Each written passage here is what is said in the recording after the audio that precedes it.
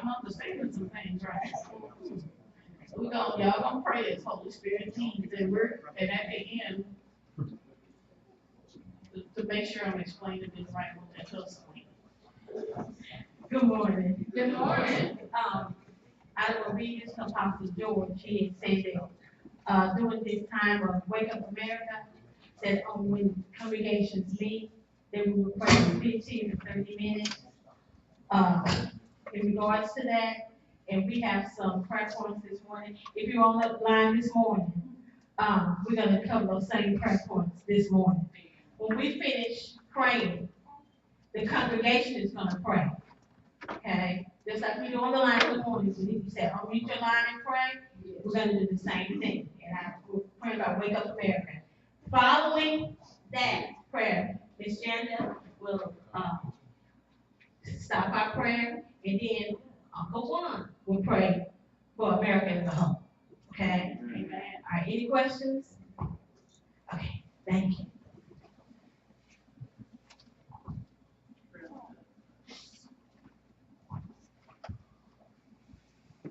Hallelujah. Hallelujah.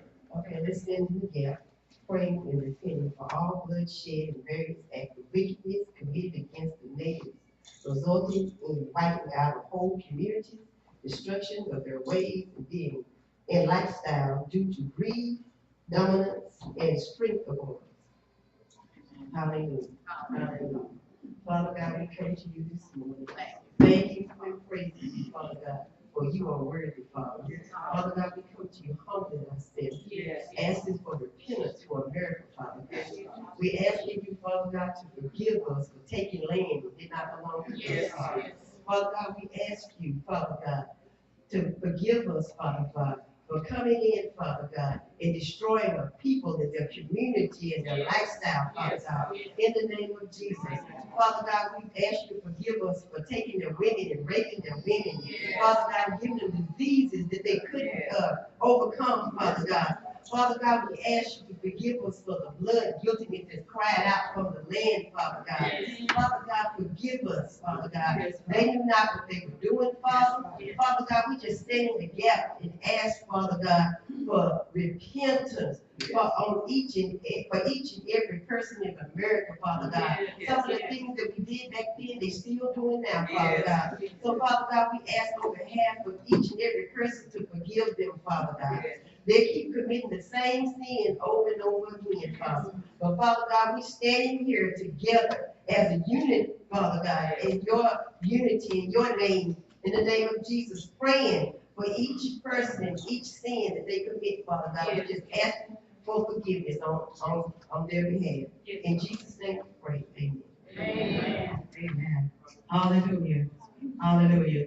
It says, let us pray and repent for the grand deception committed, whereby natives were tricked to sign away their inheritance through agreements written in language they did not understand. Hallelujah. Father, in the name of Yeshua, Father, we just come praying, Father, and standing in the gap and ask for repentance, Father, for those that took advantage of those that could not read the language that was written, Father. I come praying, Father, that their hearts, Father, is convicted, Father. I come praying, Father, that their hearts are convicted unto repentance, Father, that their eyes will be open to what they've done, Father. So, Father, I pray, Father, for repentance of those that took advantage of those that could not read the language, Father. I pray, Father, for those that signed over their inheritance, Father. I pray, Father, that it will be given back to them 100-fold, Father, in the name of Yeshua, Father. So I thank you, Father, and I pray for repentance, Father, that our hearts are receptive to receive, and that I pray, Father, that you have mercy on them, Father. I pray, Father, that their hearts are just open, Father, to receive your love, Father, that they will give back, Father, that has been taken, Father. In the name of Yeshua, I pray. Amen. Hallelujah. Hallelujah. Let us use Hebrews 12 and 24 to declare the speaking of the blood of Yahshua, Jesus, over the entire USA, and those who use the church, the Bible, and Christian religions to perpetrate their sins. Father God, we come in lifting up the churches, Father God, and the people, how they misuse the church and the Bible, Father, just to pull out things that they want to fulfill their flesh, Father God.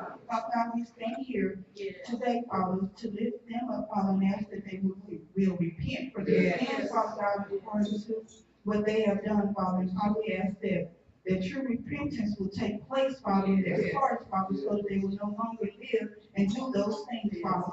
Father God, we ask that a clear understanding will come upon them, Father, by ways that you will allow people to be able to minister to them, Father, so that they can get a clear understanding of your word, Father. Father, so we thank you this day of the Bible, Father God, to cover the USA and the churches, Father, and the people that have misused the Bible and the church, and Father God. So Father, I ask that you continue to watch over the God and to allow people to come in and that they'll be open to receive what you have for them, Father, so that they can enter into the kingdom, Father, and get a relationship with you in the name of Jesus. Amen. Amen.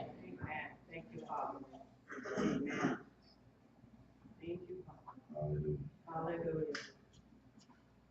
Thank you. Yeah, prayer point number 4. Let us stand in the gap for the sin of slavery. Our fellow humans were purchased as cattle and yoked to a life of backbreaking labor. Let us repent for all slaves whose wages were withheld for the flimsy excuses.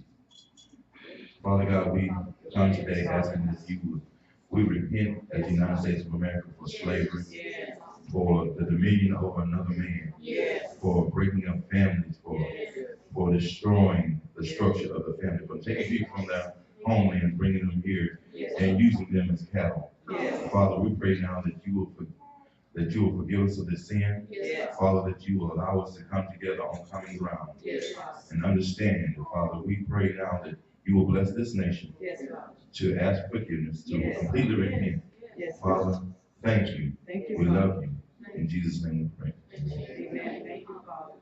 Amen. Amen. Thank you, Father. My prayer point is against prejudice. Father God, in the name of Jesus, we pray for us against prejudice, God. Yes, Lord. We thank you, God, for allowing us to be here today, God. In the name of Jesus, God. God, as we pray for prejudice, a man can't have the skin of his color. But forgive us for prejudice, God. In the name of Jesus. Lord, let mixed marriages and stuff work, God, in the name of Jesus, God. Just have your way, God. Have your way in the name of Jesus, God. All power in your hand, God. Don't let people look on the color of the skin, but the color of their hearts, God. And let it be love, God. Forgive them, God. Forgive this nation, God, with prejudice, God. In Jesus' name we pray, amen. The last prayer point this morning is let us intercede for the sin of pride and hubris which led the founding fathers to speak and act if they were all knowing and all powerful. Father God, we just come now thanking you, Father, again for this day. We thank you for the opportunity, Father, to stand here on behalf of our nation, Father, to ask you to please forgive those founding fathers who had only their own agendas on their mind, for not seeking you first in all things, Father. We come now asking you to forgive them. And Father, forgive us for not seeking you in all aspects of our nation, Father. We ask that you continue to be with the heads of the government, Father, as they make decisions, Father. We ask that you be with us, Father, as we go to the polls and vote. We ask that you would guide our minds, guide who to vote for. Not to go based on a party, but based on your word, Father. So, Father, right now, we cancel out all those things that were done years ago. At the beginning, Father. Because you sent your son to die for us and shed his blood. We can come to you personally and ask that this be done. And we pray that you do this in thy son Jesus' name we pray. Hallelujah. Hallelujah. And amen. Thank you, Father. Now, we're all going to, just like Minister LaJoy said, we're just all going to raise our voice and lift our voice to agree in prayer concerning every point that has been prayed. One point might be of more significance or to you, or you have more of a I guess God touched your heart concerning that more than the other one, so we're just gonna pray on that behalf, amen? Amen. Our God, we thank you, we praise you, we magnify you. Father, we thank you for every prayer point that has gone forth on today, Father. Father, most of all, I thank you that we have the ability to forgive, Father. I thank you for us standing in the gap for our forefathers, Father, every area that we might have had hatred as far as my culture is concerned, Father, in the name of Jesus. We thank you now that we break every yoke of bondage. Father, I thank you that that ruling spirit will no longer be governing the black people, Father, in the name of Jesus, African American, or whatever you want to call it, Father, in the name of Jesus. But I thank you that you forgive those that were in the error, Father. Father, we know many bitterness against them, Father, in the name of Jesus, concerning any acts that have taken place in our lives. But Father, I thank you that we lose the spirit of love now for everywhere that bitterness have held a place in our heart, Father. I thank you that moving forward, Father, we will be living examples of lighting the salt of the earth as far as our children are concerned, Father, in the name of Jesus, that we won't teach them the things that we've hung on to for years. Teach them,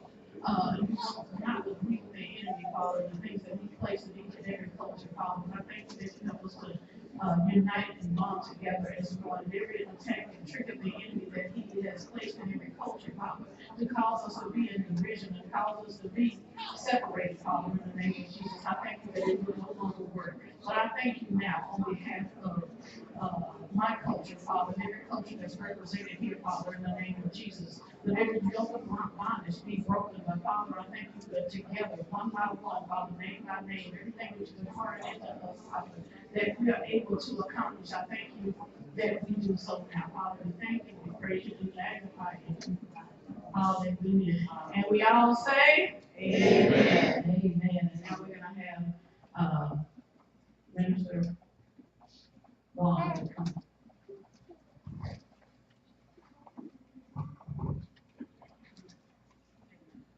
Father, in the name of Jesus, we say, wake up, America. Yes. We say, wake up. Yes. Just because you think you're almighty and you do anything, there's no consequences. We say, wake up. Yes. With all the things that's happened, all the turmoil and chaos in this nation, we say, wake up. We say, turn from your wicked ways. Yes. We say, turn to the Father. Yes. The American dream is alive. Yes. It's alive. We're having seeking God's face for everything. We pray for forgiveness for America, where we impose our will on other nations, teaching evil ways, where we put up idols before you, Father. Forgive us. Forgive us, Father. We pray, Father, that all these things that happens, Father God, that the blinds, the thing that they turn to, Father God, they can see this is not the way. Father, in Jesus' name, I pray, Father, with all the prayers for America that was sent for today, Father God, you are them, Father. We ask you, Father God, to seal these prayers. In Jesus' name. Amen. Thank you, thank you, thank you. I don't have my phone for the oral service. Nick. Somebody will read this. Oh, you know what, if I read it, leader of the service. Joel, I'm being you right now.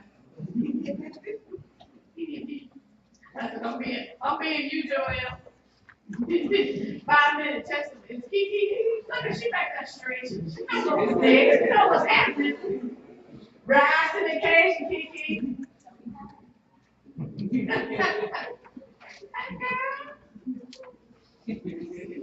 She almost be married. Almost. Hey now. Do you know what? This is Kiki. Kiki came in here. She done broke y'all. I'm not gonna say this because I think take part of her testimony. But I heard what Kiki did. She couldn't even stand up here and like this right here. That shows some spiritual growth, y'all. You know what? And that showed that everybody, I bet y'all can't finish it. Somebody. Even you, amen. We're all important. We're all one working body from the head to the feet. And Kiki, you must look at it. I'm running on. Look away, TT, look away. There's the ticking, amen. Okay, testimony.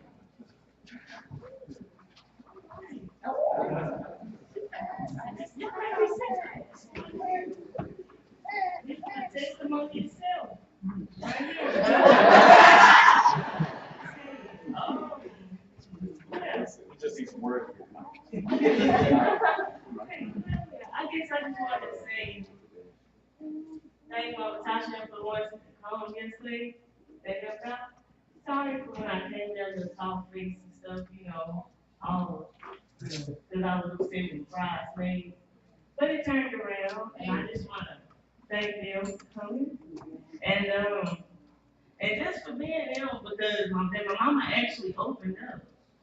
And see, at first I didn't know how I was gonna go, because I just warned her that she had to take the shoes off. And she was like, "Oh Lord, who really?" And I'm like, "Oh my gosh."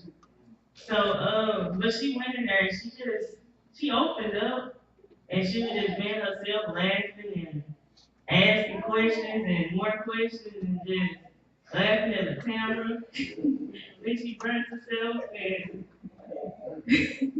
it was good. And she even gave them a compliment how they don't act like I guess church folks. So I guess she got an image in her head about that, but she gave a compliment. I was like, okay. So yeah, and she helping out buying stuff. She was like, "Ooh, I got this for your bridesmaid." I'm like, "For what?" She said, "You know, when the lady was saying about giving out stuff." I was like, okay, well, at least you was listening. Sometimes I listen and I just kind of. So yeah, I guess that's my testimony. I guess God working on both of us.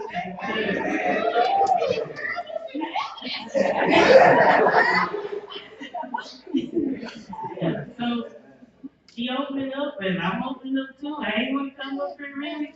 But Brittany was like, we saw your Facebook post. And I'm like, wow, who's that?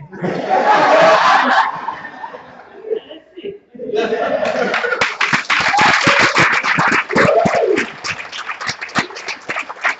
That's my brother saying, y'all call him Uncle Juan. Woo-hoo! That was amazing. You know, that's why it's so important. And I'm learning this myself through master's class. Your perception is your perception. And we have a tendency to think everybody else is supposed to think the way that we think. I learned.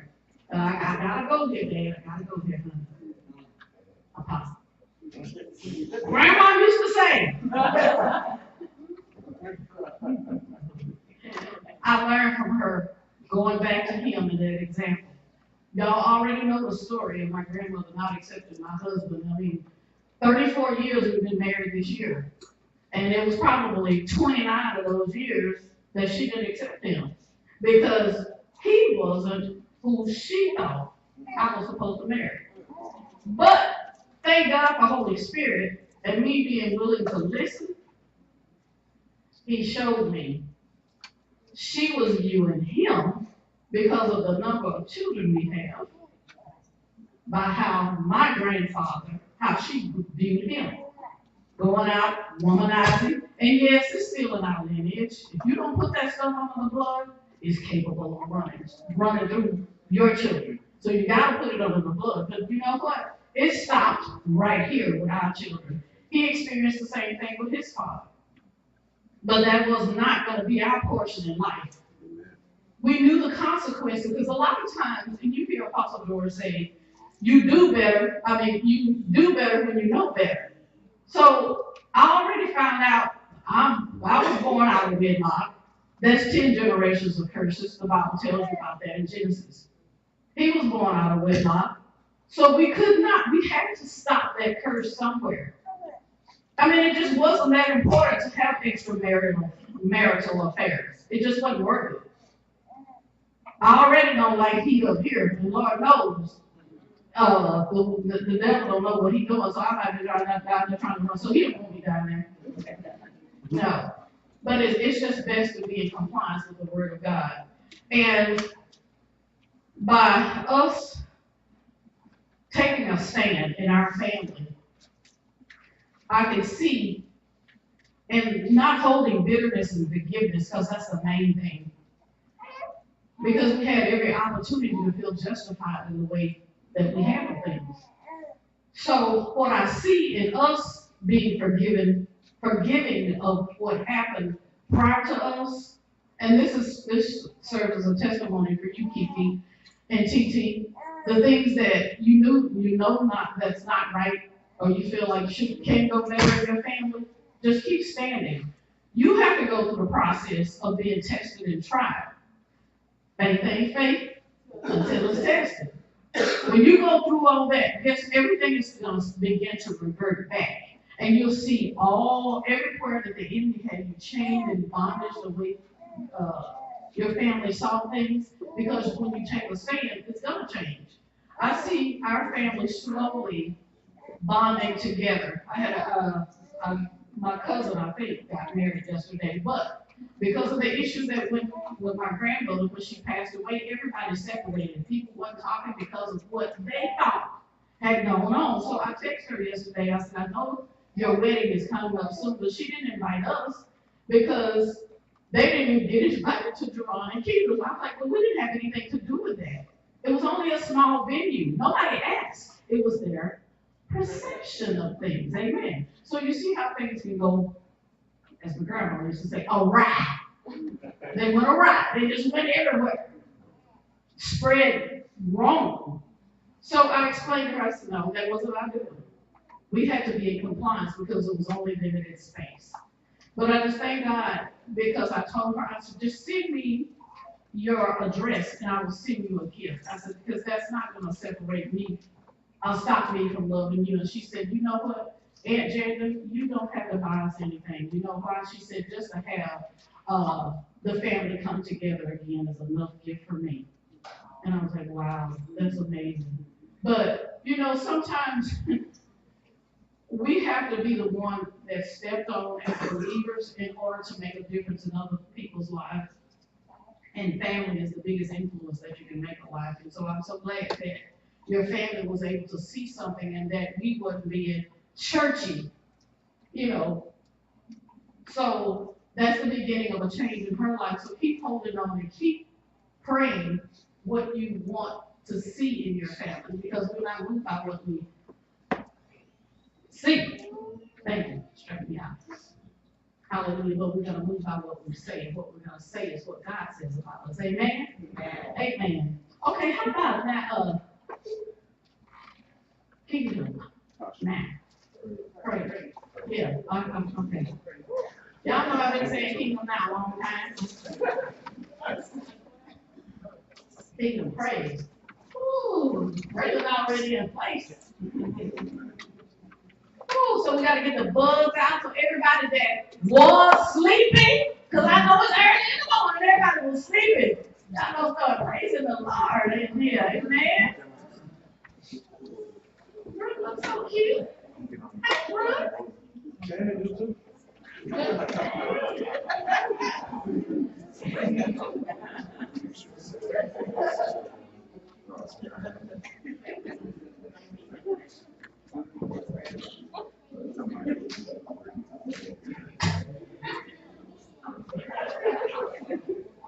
Looks like I got it.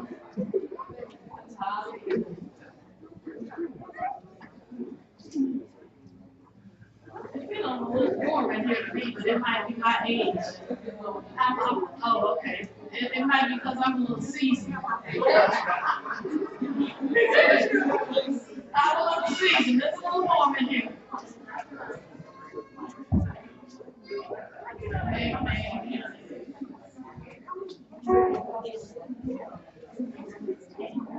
Well,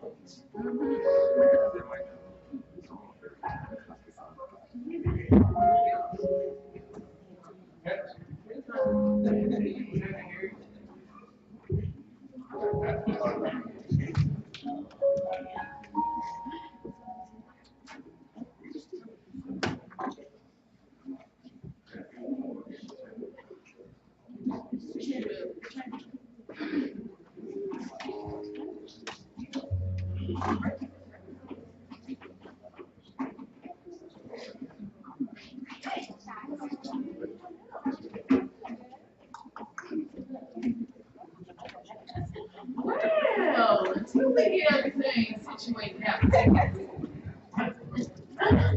Ricky, you sure did do that, Pastor. We need a different name for you. That's Pastor. You a pastor. And she knocking away you. Oh, okay. Yeah, while we getting them situated,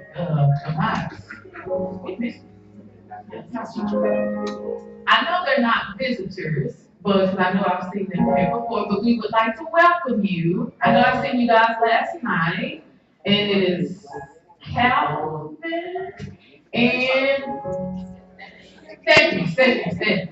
So we welcome you back with open arms of love, with love, through love, all types of love. We got somebody. Oh, now I think I had trouble with your name the last time. Please forgive me. What is it again? Cameron. Oh wait, I missed one. She came and gave me a hug last night. She said, "You got braces like my mom." I said, "I know." Well, hello to you too, sweetie. This is great. Welcome. Like they said in religious folk, welcome to all. Welcome to all.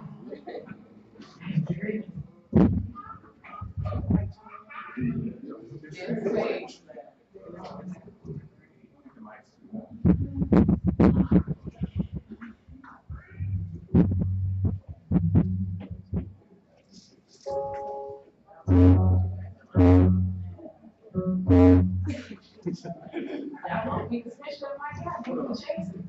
Yes. I think the people said amen. Y'all don't never hear Chase me, do y'all? Yeah.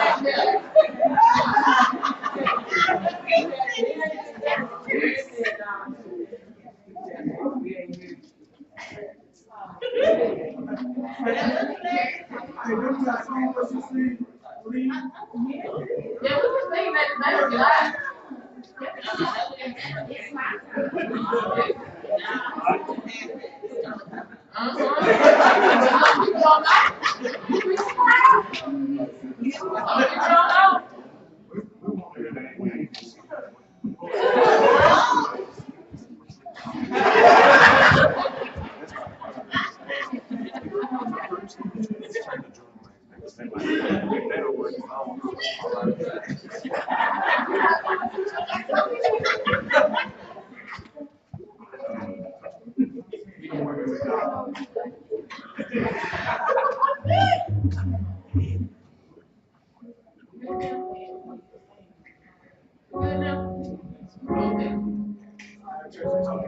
I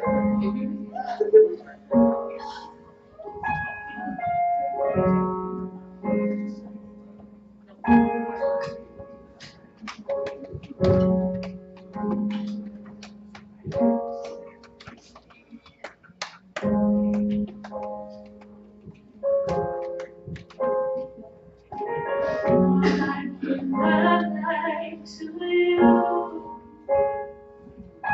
and I will lift my praise to you, and I will give my heart to you, because I'm available. Yes, I'm available. I will give my life to you, and I will lift my praise to you, and I will give my heart to you, because I'm available. Yes, I'm available.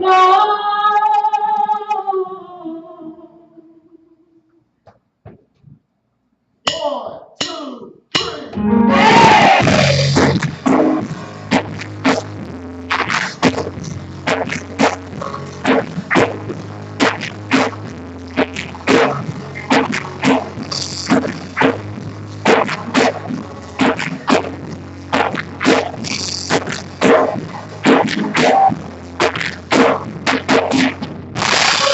My life to you, and I will lift my praise to you, and I will give my heart to you, because I'm available. Yes, I'm available. I will give my life, and I will lift my life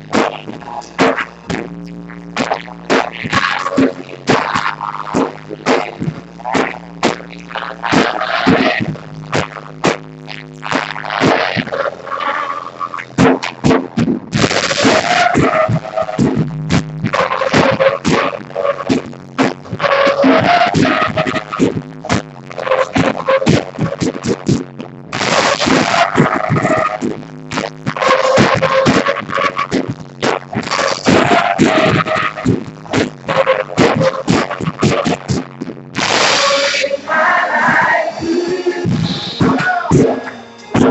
and I will lift my praise to you, and I will give my heart to you, because I'm available. Yes, I'm available.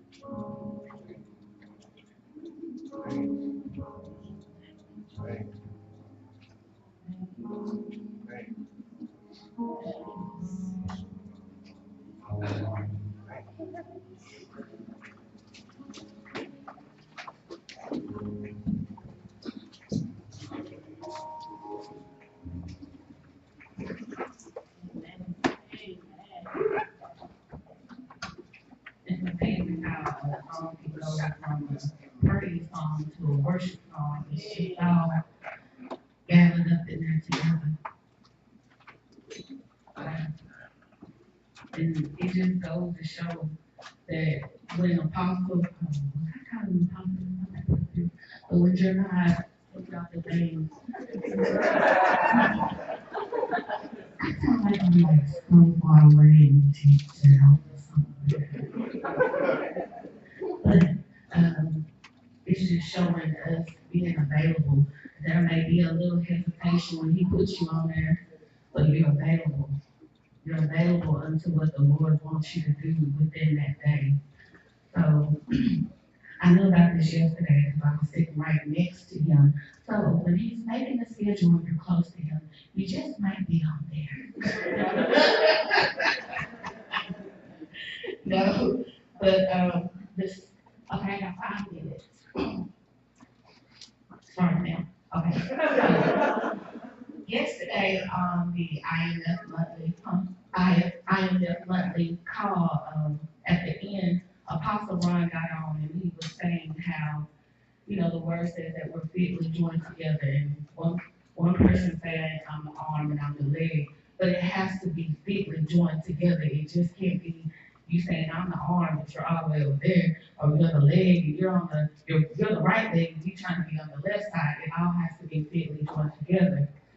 So it just sprung up in me with that. I was like, the Father is coming back for a body that's fitly joined together, not discombobulated or having a discord or the body not functioning correctly, as Ms. Sonia was saying about the cellular level.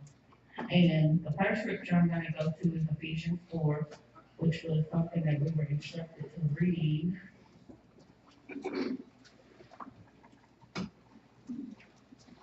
And it's Ephesians 4.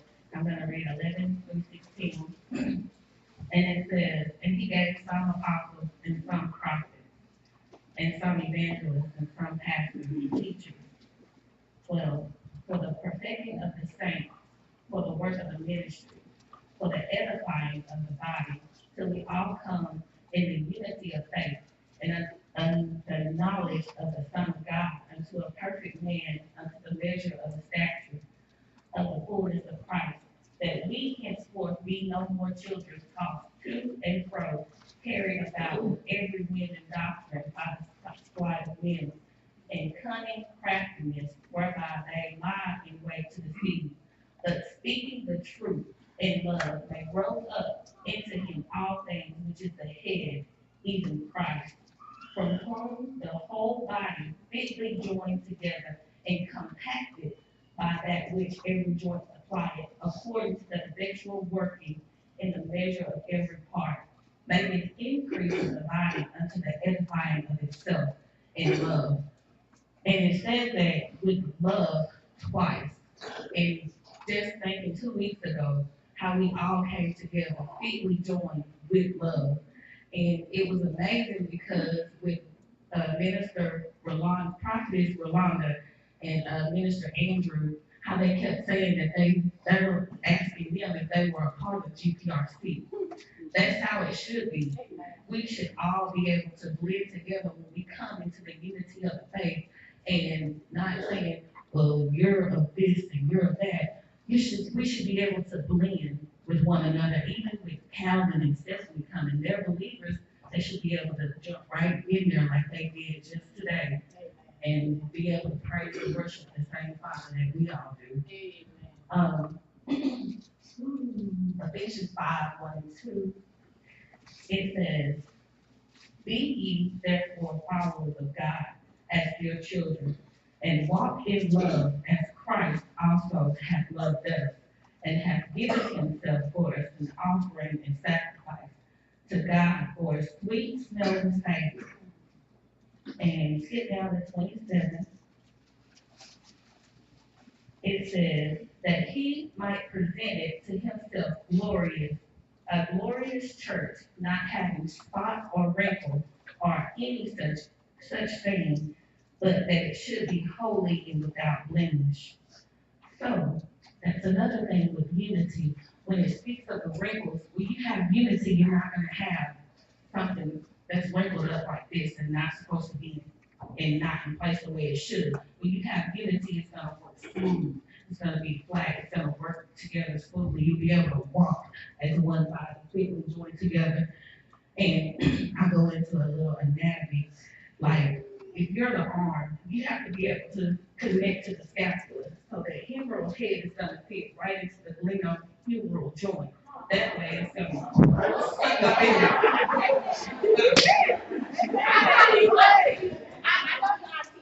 Oh, this might be a scripture reading.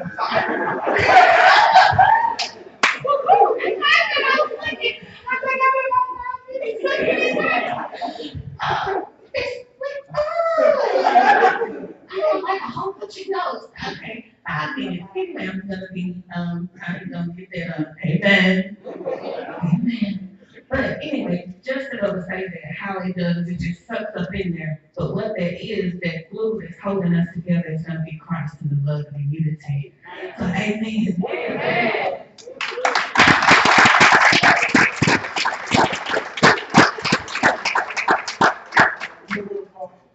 That's how I know. Oh, see, so. That's how we get to the lead. 5 minutes times they left the church and made this home. I knew when you got up here and you said, the first scripture I had. Oh, man, she can preach. First scripture. She came out from behind.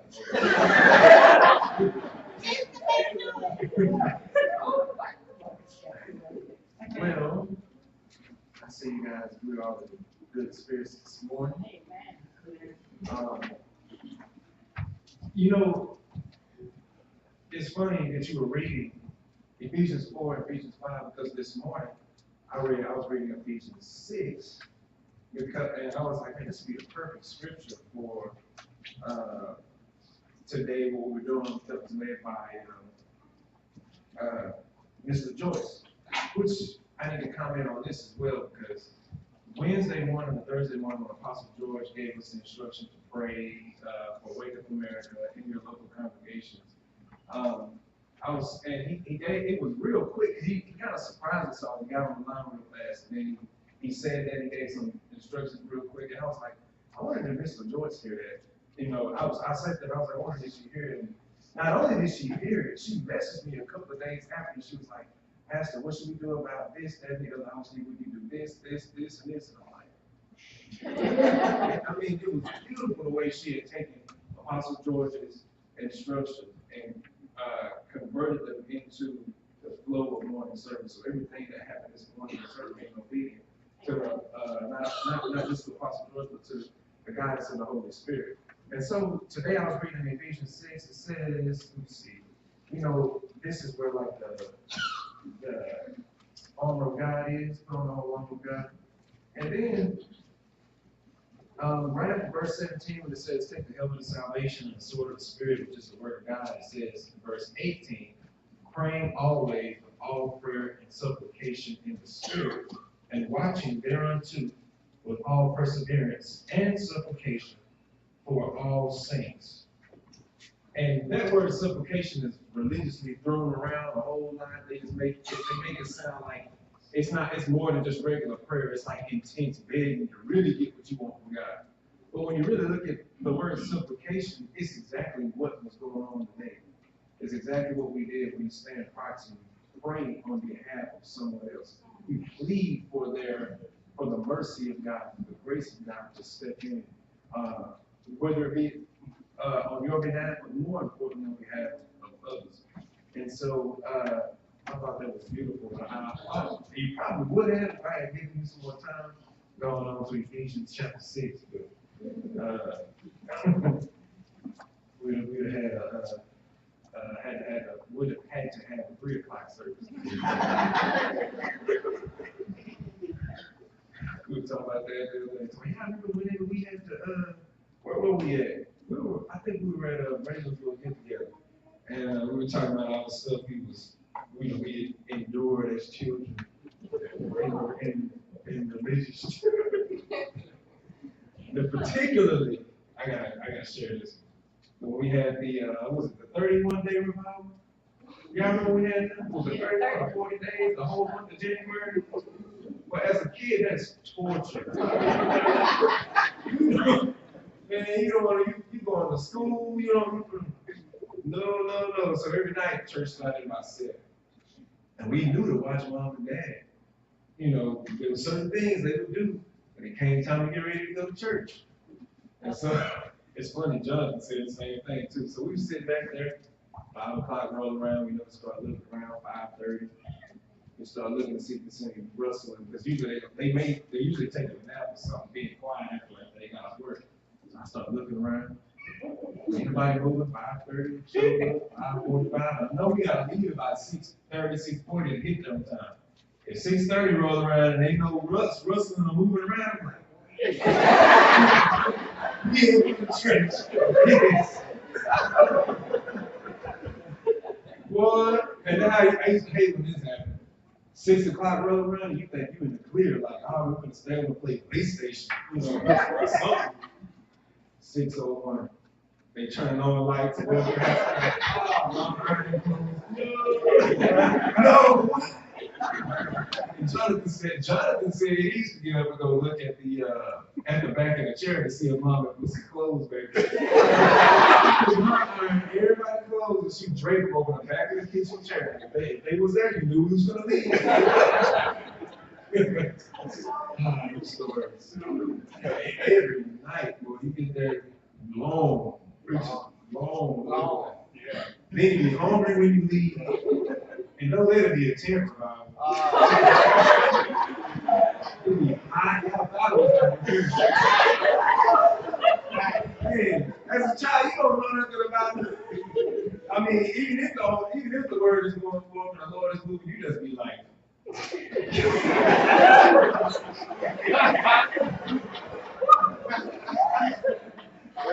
oh boy. I told y'all we used to have children's church till 12 years old, and I dreaded my 13th birthday. I stayed out here learning something. Eating snacks and food.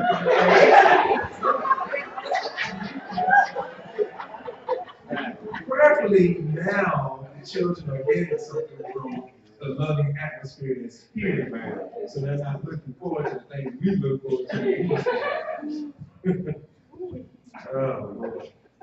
It's funny. I didn't realize that after the Jonathan Tushman, man. You used to go look like it was just me and Sharon. Yeah, he got a little taste of it. But anyway, this morning was beautiful. The prayers, everything that was said just flowed right along with what the Lord has been giving me this morning. This morning when I was studying, praying, and reading, all that kind of stuff, God was tying together some, I don't want to call them loose ends, but kind of, because we've been kind of scattered with Joseph. Like, when I say scattered, I mean, we started before the conference, and just different things in between that's kind of broken the rhythm of where we've been. So, the Lord kind of helped me to pull some things together, some scriptures that you don't often turn to and read and see, but I'm going to see some awesome stuff there. So we'll just dive right into it so we're not here. So they are not getting hungry. Father, we thank you for this day you've given us. We thank you for everything that you've done, what you're doing, what you're going to do. Father, we thank you for grace and favor, Father, because without it, we can't do anything. We can't do anything at all. But Father, we rely on you. We put all of our trust in you to continue using us in the way that you see fit. Father, thank you for the beautiful atmosphere of love that you created in this place, and how love, most importantly, is what accomplishes everything in the kingdom. Love, servitude, Father, not the titles and the intellectual things, Father. We thank you that there's a time that you show us the deep things in your word, but we think that you also helped us to maintain proper perspective where we continue to operate through love. Continue to encourage us, help us to continue to encourage one another to keep pressing forward, Father, and enduring until the end. Father, we pray that you have your way this day, that you use this vessel, use every vessel here to speak by your spirit into the hearts of everyone that's hungry or thirsty, everyone and anyone who's reading the word. And we rebuke and resist anything that would try to exalt itself above you and above the knowledge of you. We pray that you have your way, that your will be done in this place. In the name of Yeshua, Jesus, we pray. Amen. Amen. All right. So I realized this morning that we had started leaking over into Benjamin, technically. That we had, when we were reading in Genesis, we had started talking to some things about Benjamin. So that's technically what we're on now. So we will officially start Benjamin, although him and Joseph's stories overlap. But let's go to Romans chapter 11.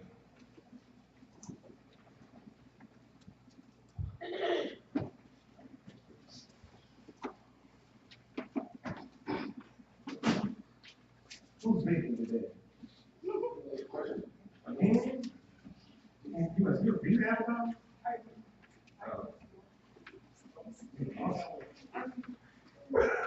I mean, what's her name? I mean,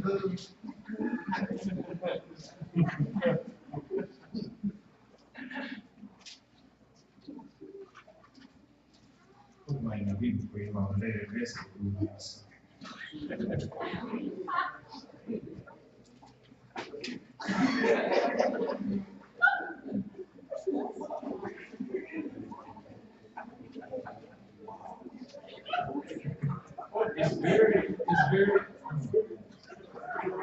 it's very important that we keep in context what all of this means to us now.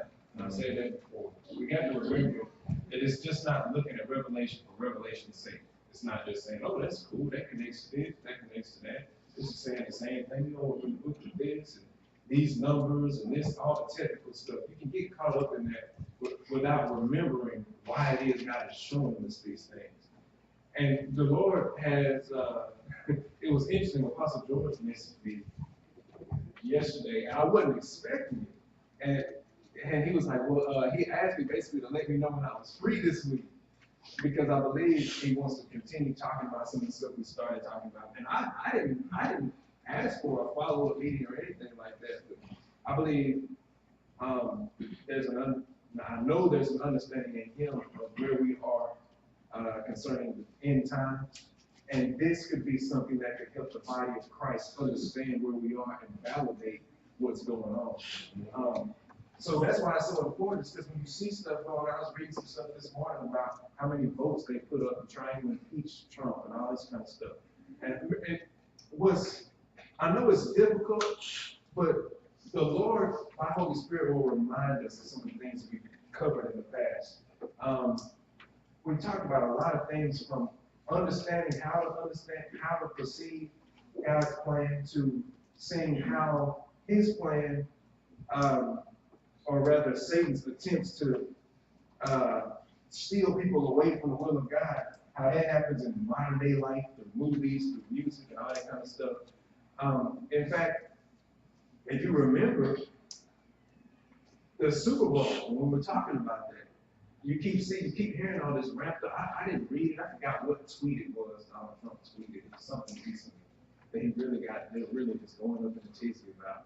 And you see all these things happening, and rather than just viewing them as most people view them, just through a political sphere, through, you know, who you wanted to be in office, no, this helps us to view things spiritually. What's going on? How is the enemy setting things up? How is this falling into the plan that God has already set up? How does all this play out? So that's why it's important to know this stuff, so you don't get caught up debating and arguing and just causing the same stuff that everybody else is festering to continue. Yeah, it's good to pray, you know, against prejudices and all that and all those kinds of things. But what's better is to understand why they exist. It's better to understand that God allows these things to happen for a reason. And so when you're praying, you're not praying for just from a carnal standpoint. When you pray from a carnal standpoint, you'll pray for God to help your people and only your kind of free. But when you pray from a spiritual standpoint, you understand how God uses all of this to the benefit of his glory so that all men have an opportunity to salvation. And that's the elevated spiritual perspective that the Lord has helped us to have from just looking at Jacob. And that's what we're in Romans 4, is to go back and give us, to kind of get the backdrop, the background of how God does these kind of things to set up an understanding for how God finishes his work in Israel. So Romans 11, go to verse 25. Wait, what did I say?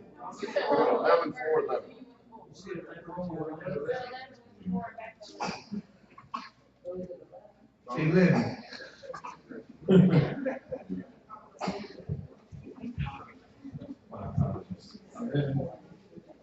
When y'all do that, I'll be like, what's going on? Whoa. It's Romans 11.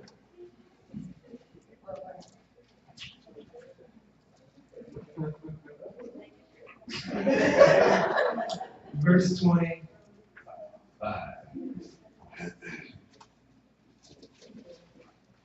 And this is Paul. And I love that he's speaking to the church of Rome, that is in the book of Romans here. I love that because it brings back into perspective everything that Apostle George has been mentioning, everything we've talked about in the past, I don't know how many months, with the finishing the Reformation. All of this stuff happened because of the church, the Catholic Church that was born out of Rome. So the fact that Paul is addressing Rome in this kind of brings those things together in a way. Verse 25 says, "For I would not, brother, that you should be ignorant of this mystery, lest you be wise in your own conceits." In other words, don't be conceited. I'm going to tell you why you shouldn't be conceited, because of God's plan. That blindness in part, not in full. Only blindness in part is happening to Israel, until the fullness of you Gentiles come in. So in other words, they're only blind in part for a season until the fullness of the Gentiles come in. So stop being conceited, because you're not the end of the story. Israel is. And so all Israel shall be saved, as it is written. And here's the promise. There shall come out of Zion the deliverer, and shall turn away ungodliness from Jacob. For this is my covenant unto them, when I shall take away their sins. So it's saying that God has made a covenant with them. Paul is reminding the Gentiles of the covenant God made with Israel, that he would revisit them to take away their sin. As concerning the gospel, they're enemies for your sakes. In other words, you two are opposed for the sake of your salvation. But as touching election, they're beloved for the Father's sake. For the gifts and calling of God are without repentance. It's important to read this and continue to remind ourselves of this, because it helps keep the church in their proper place of humility.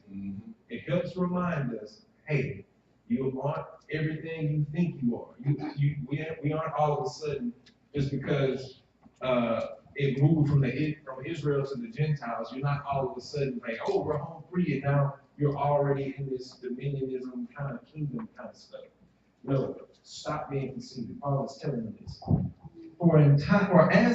As ye in times past have not believed God, yet now have obtained mercy through their unbelief. Even so have these also now not believed, that through your mercy they may also obtain mercy. For God hath included them all in unbelief, that he might have mercy upon all. And then he says, oh, the depth of the riches, both of the wisdom and knowledge of God. How unsearchable are his judgments, and his ways past finding out.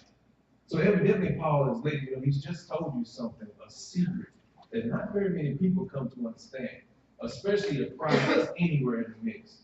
If pride is anywhere there, you think, it's like you thinking, if I bring this on an individual basis, it's like you thinking because God has called you that you are guaranteed to be in a high position and that you're irreplaceable.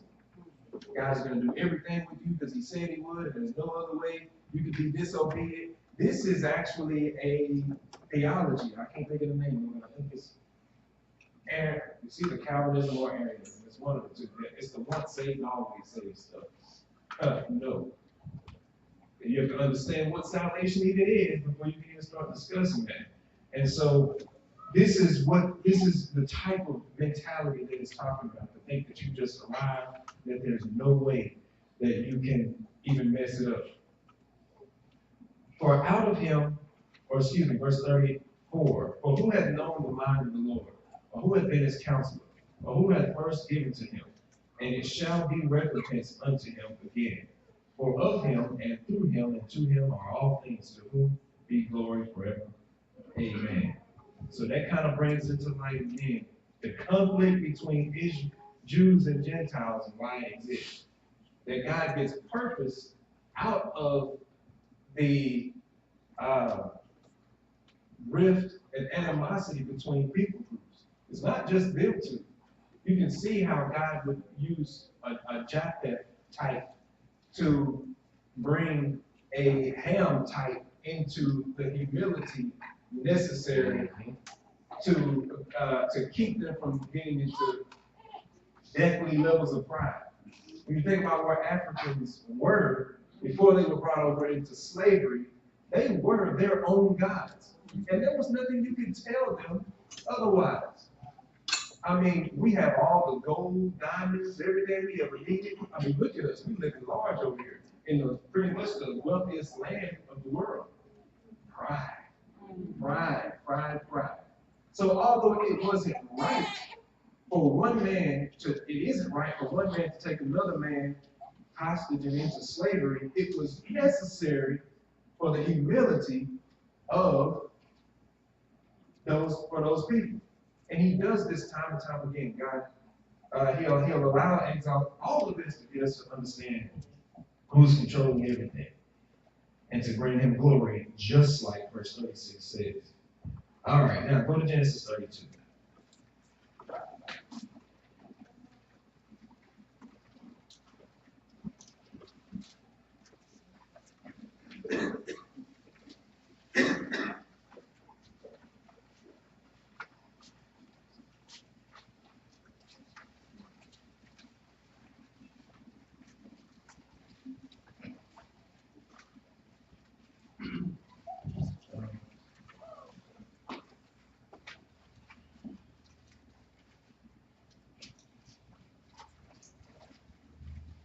So in Genesis 32, we're picking up right after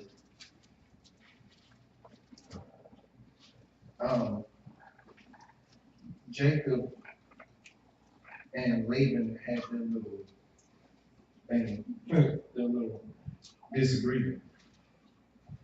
And it says here, verse 22, and he rose up that night, and he took his 2 wives and his 2 women servants and his 11 sons and passed over the ford Jabbok. And here's what's interesting. There's 2 ways that God is revealing himself through Jacob. One is the revelatory way through which we look at the sons of Jacob and their order. But there's another way he's doing it, and that's through Jacob's story itself. So how the story progresses, the order of events of Jacob's life. So if you notice, Jacob, after he flees Laban, he gets, in chapter 32, he learns about Esau returning. Remember, he ran to Laban for fear of Esau, what happened with their birthrights. So now Jacob learns that Esau is returning, and he starts getting scared. Because the last time he saw his brother Esau, he was angry, and I believe he was trying to kill him. So he ran. And so now he's like, he's coming back again. I need to do something, take precautionary measures. And so look at what he said. He says he rose up that night. He took his 2 wives and his 2 women servants and his 11 sons and passed over the ford Jabbok. And he took them and sent them over the brook and sent over that he had. And Jacob was left alone, and there wrestled a man with him until the breaking of day. So look at the order of the story. he starts fearing for his life. Jacob does, otherwise known as Israel. He starts fearing for his life, so he runs. He takes his wives and their servants, Bilhah and Zilpah, he sends them across, and he starts begging and pleading God on behalf of him and all of his people. And then, all of a sudden, he wrestles with the man at the breaking of day. And when he saw that he prevailed not against him, he touched the hollow of his thigh, and the hollow of Jacob's thigh was out of joint, and he wrestled with him. And I believe in the chapters prior to this, you see Jacob really making supplication for his people. He starts begging and pleading with God, hey, I know what's coming, save us. And he wrestles, and in verse 25 it says, when he saw that he prevailed not against him, he touched the hollow of his thigh, and the hollow of Jacob's thigh was out of joint, as he wrestled with him. And he said, let me go, for the day breaketh. Which is an interesting phrase for this man to say. Let me go, for the day breaketh. In other words, there's a new day dawning. Stop wrestling with me, because I'm getting ready to take care of these matters that are birthing forth in the new day. And look what Jacob says. He says, I will not let thee go except thou bless me. This has been preached time and time again, religiously. I'm not going to let you go until you bless me. Exactly. But when you look at when he says this, why he says this, and in the flow of the story, he fears for his life. He flees Laban.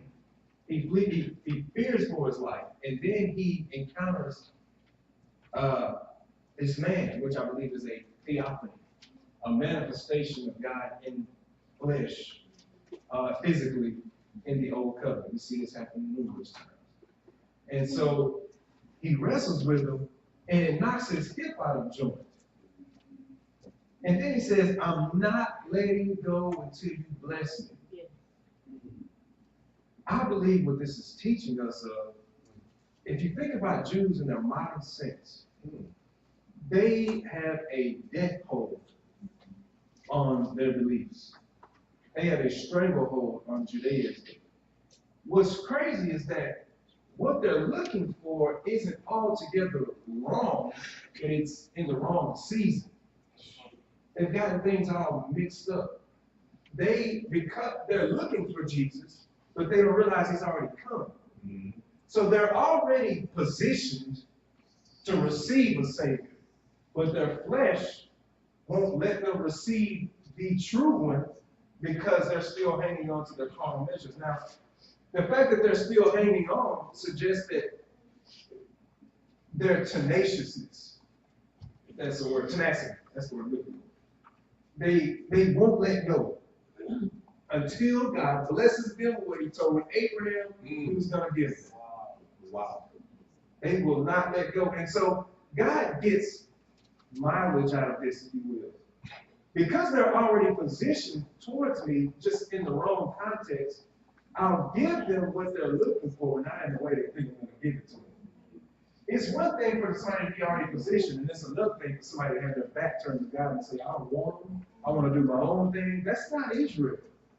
They're not necessarily turning their back. They're just looking for him in the wrong way. All right. This is why I believe he says this. And then he says, and he said unto him, what is thy name? And he said, Jacob. And he said, thy name shall be called no more Jacob, but Israel.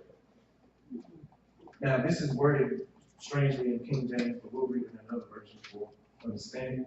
It says, thy name shall be called no more Jacob, but Israel, for as a prince hast thou power with God and with men, and hast prevailed. Basically, it's saying, I'll read it in ESV. Your name shall no longer be called Jacob, but Israel, for you have striven with God and with men and have prevailed. So you've tussled and struggled with God and with men and prevailed.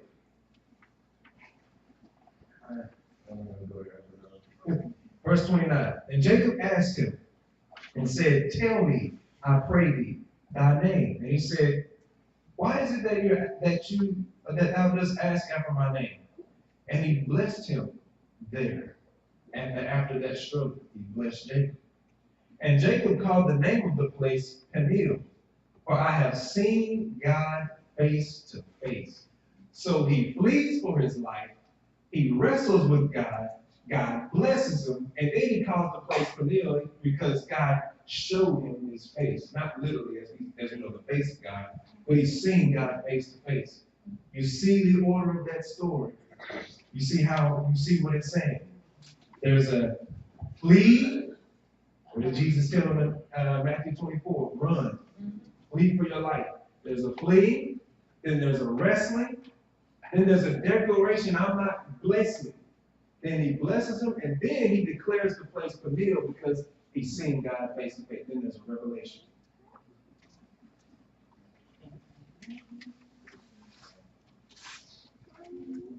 Verse 31, and he passed over Peniel, the sun rose upon him, and he halted upon his thigh. He was ready. Therefore the children of Israel eat not the sinew which shrank, which is upon the hollow of Abel tax, that bone that sucked up in there, as you said. The children of Israel don't eat that. Because he touched the hollow of Jacob's thigh and the sinew that shrank.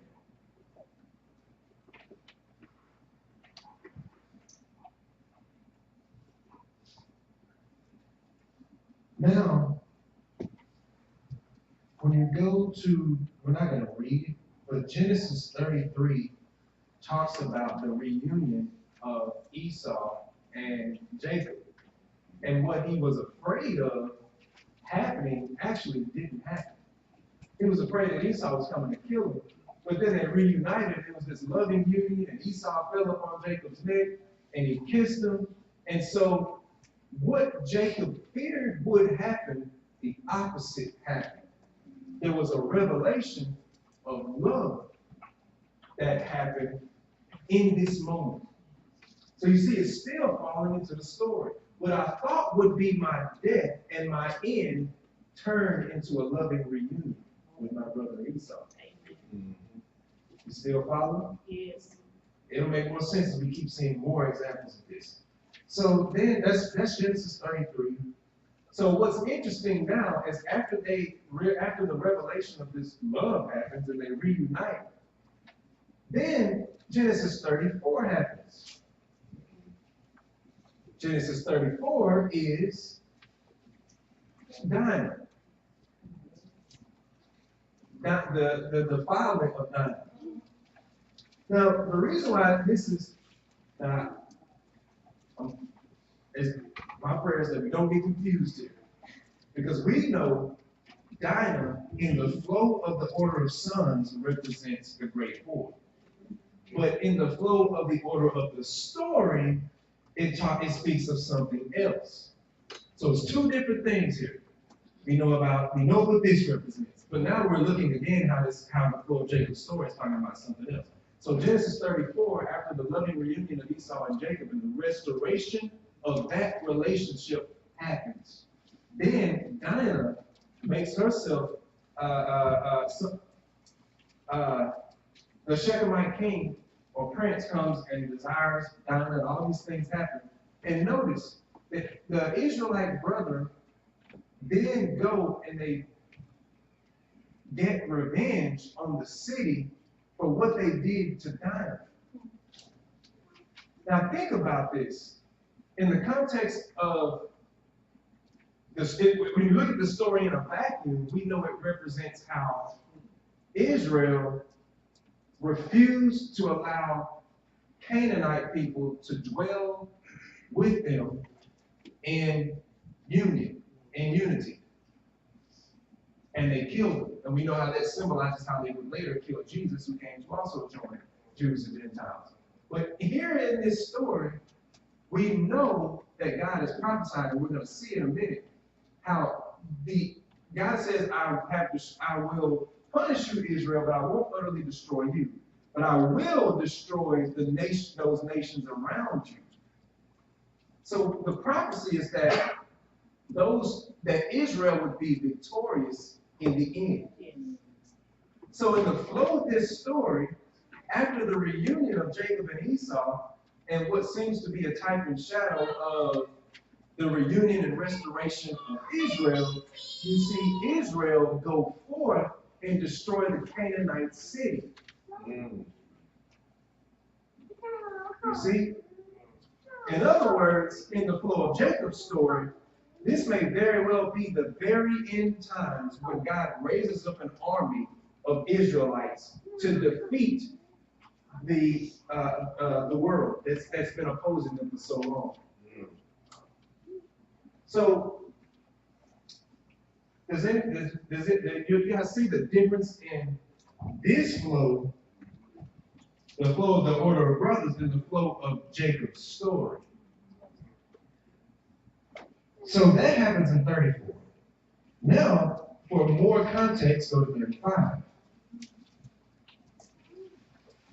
And it's crazy. Only God could take some and punish someone for their evil deeds and turn around and use that as the actors in a prophetic story he's using to tell of how he's going to redeem them.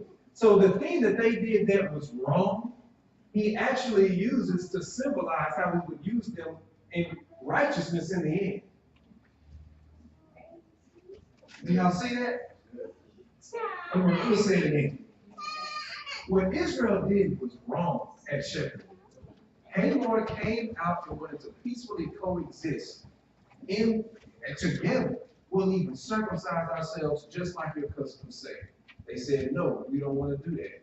They essentially crossed their fingers behind their back. Nighttime fell, they ran and they destroyed the walls of the city and killed everything there. And because of that, they were punished. They were punished because they refused to coexist with a nation of Gentiles that wanted to. Same way they did when Jesus came. No, this is ours, it belongs to us. We don't want y'all to have any part in it, therefore we're going to kill Jesus, who represents that merging of two sheepfolds. What they did was bad. But in the flow of Jacob's story, God takes this to symbolize something else. After Jacob flees and a peaceful reunion happens, Jacob wrestles with God and says, I won't leave until you bless me. He blesses him there. And then finally sees God face to face. And then in the very next chapter, you see Dinah defiled and they march into the city to destroy it. It's a totally different thing. What they meant for evil, God turned around and used it to demonstrate his good intentions for them in the future. Now, 35. 16, verse 16.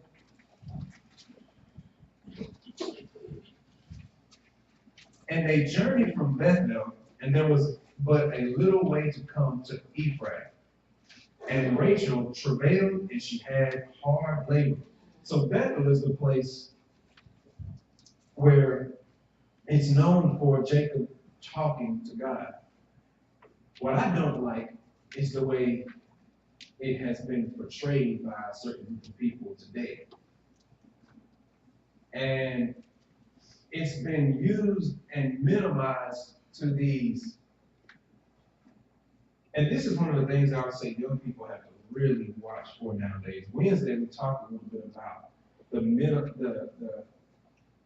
the diminishing of the true power of God to exchange it for these goosebump festivals. Yeah. Like, now, the true power of God, you know it, and it's very distinctive. When God does something, it's not a mystery. You know he did it. But today, because people aren't faithful and patient enough to wait to see the manifestation of God's true work, especially in their lives as they've changed, they make up legalistic type things, trickery, magic, to take the place of the power of God that they are too impatient to see.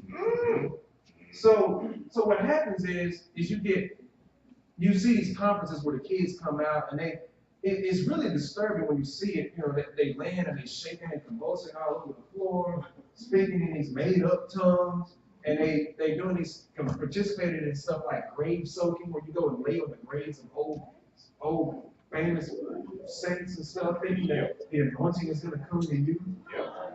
Yes, it's a church in California with the same name as this place in Jacob was. Yes, sir. They do these kinds of things, and they think there's power there. You know, gold dust falling from the sky and all this kind of stuff. Look like they just put glitter in the fan. I mean, you really think God is reducing his power to trickery? No. Do you really think so? If God wanted to manifest himself, you would know it. You ain't gonna have to guess at all. And so you see these kinds of things happening, and it's one of the things, like I say, young people have to watch out for. It's where a level of discernment is lacking. You think that because you felt chills or goosebumps, I forget what they call it, scientists have studied it. It's called some kind of effect, where you get a group of people together and they all believe something to be true because everybody's doing it. It's weird that there's a science behind it, not a God. And it came to pass, verse 17, when she was in hard labor, that the midwife said unto her, Fear not, thou shalt have this son also. And it came to pass, as her soul was in departing, she died, that she called his name Ben-Ami. Somebody please look up Ben-Ami for me. I wrote it down somewhere and I forgot what it was, but it meant. And it's something that it's negative in its meaning. It has something to do with death. But his father called him, what is it? Son of my sorrow. But his father called him Benjamin. So look at this. Rachel, who we know represents the perfect ideal bride of Jacob, correlating to the perfect ideal bride of Christ, which God desires for his son. So every child she produces represents the new birth, rebirth of spiritual children, spiritual seed, of which Joseph was first, representing Jesus. Having Manasseh and Ephraim, representing the birth of the new covenant, Gentiles and Jews. And then, these are all seed that came through Rachel. So they bear her perfect nature. They represent new birth. So now all of a sudden, if you really notice, Benjamin's birth comes way after Joseph's. When Joseph is born around Genesis 30 or 31, all these things happen. Like Laban gets into a conflict with Jacob, and then Jacob learns about Esau, runs from Laban, being fierce, where it's like when Esau wrestles with an angel, goes to Bethel, all these sorts of things happen. Then after all that, Benjamin is born. Wow. What does that tell you? Yep. The period of tribulation that happens between the period of the new covenant salvation of Gentiles and the period when God finally brings his remnant of Israel to him. So now that Benjamin is getting ready to be born, Rachel says, the son of my sorrow. But Jacob in Revelation says, no, his name is Benjamin. Now, what's also interesting is that Rachel dies. Rachel dies giving birth to Benjamin. Ooh-wee. Oh my goodness. Y'all, this looks too good.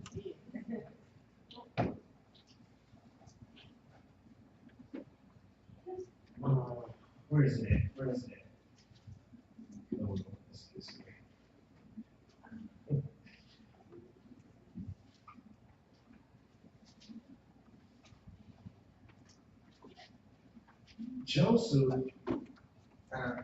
Joseph, when he gives birth to Ephraim, calls him, basically he says, I'm naming him Ephraim, because God has given me something through my affliction. Basically triumph, victory, through my affliction. In other words, what my brothers meant for evil in the past, God has now given me a seed which shows that God has turned what they meant for evil, into my good. Joseph says this about Ephraim. And as we know, Ephraim represents the ones that come at it represents Israel. And so now that Benjamin is born, the fact that Rachel dies, giving birth to Benjamin, is another prophecy that Israel is born through affliction. Not just affliction. Their death is their rebirth. So, the birth of Benjamin, so it's like this. When God is through with Israel, he's through. So think of it this way. If Rachel represents the birth or the perfect ideal bride of God, and from her is birth perfect children or perfect spiritual children, perfected spiritual children. In other words, in our glorified bodies, we're now reborn. The fact that Benjamin comes and she dies shows that is the end. It's like, okay, now the idea has manifest into the actuality. So now I have what I've been seeking for. And then it gets even deeper. Look at this. 19. And Rachel died and was buried in the way to Ephraim, which is Bethlehem. Why is Bethlehem significant? It's where Jesus was born. So here you have, in the story of Jacob, God plants his heart in his seed and demonstrates it through his story. And then out comes Benjamin. Rachel is the idea of what God, of the perfection that God wants. When she dies, she's buried in the ground on the way to Bethlehem. It's like she's a seed planted from which Jesus came up. When I saw that verse, I was like, oh, this is so good. Rachel is the idea. Jesus is the manifestation of it. Wow.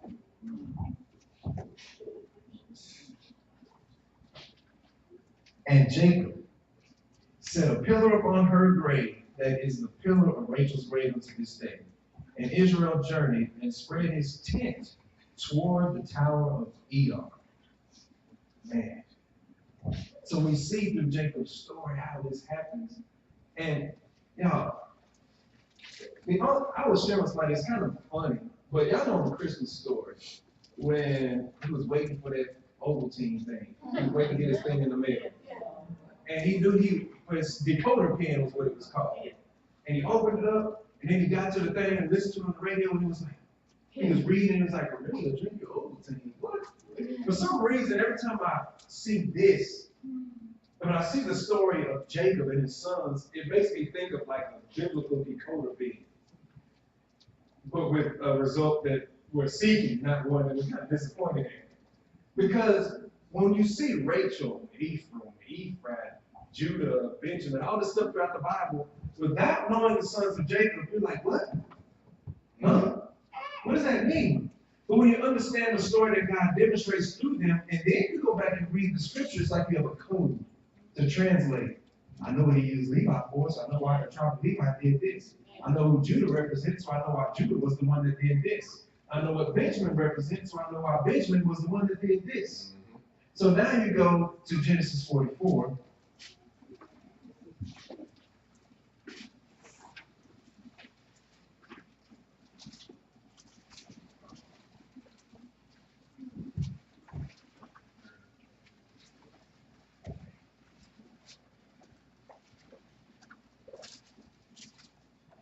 Now we're going to continue where we left off with Joseph's story. Let me read through this a little quick, since it's a little bit of reading. It says, and he commanded the steward of his house, saying, fill the men's sack with food, as much as they can carry, and put every man's money in his sack's mouth. Now, this has already happened once, and they've already come back with the money and more money to get more food. And now Joseph is saying, now, let me again. Put every man's money back in his sack's mouth, and put my cup, the silver cup, in the sack's mouth of the youngest, and his corn money. So, oh my goodness. What did Jesus say in the Garden of Gethsemane? What did he say? Let this cup pass. If there's any other way. But nevertheless. So he takes a cup and he put a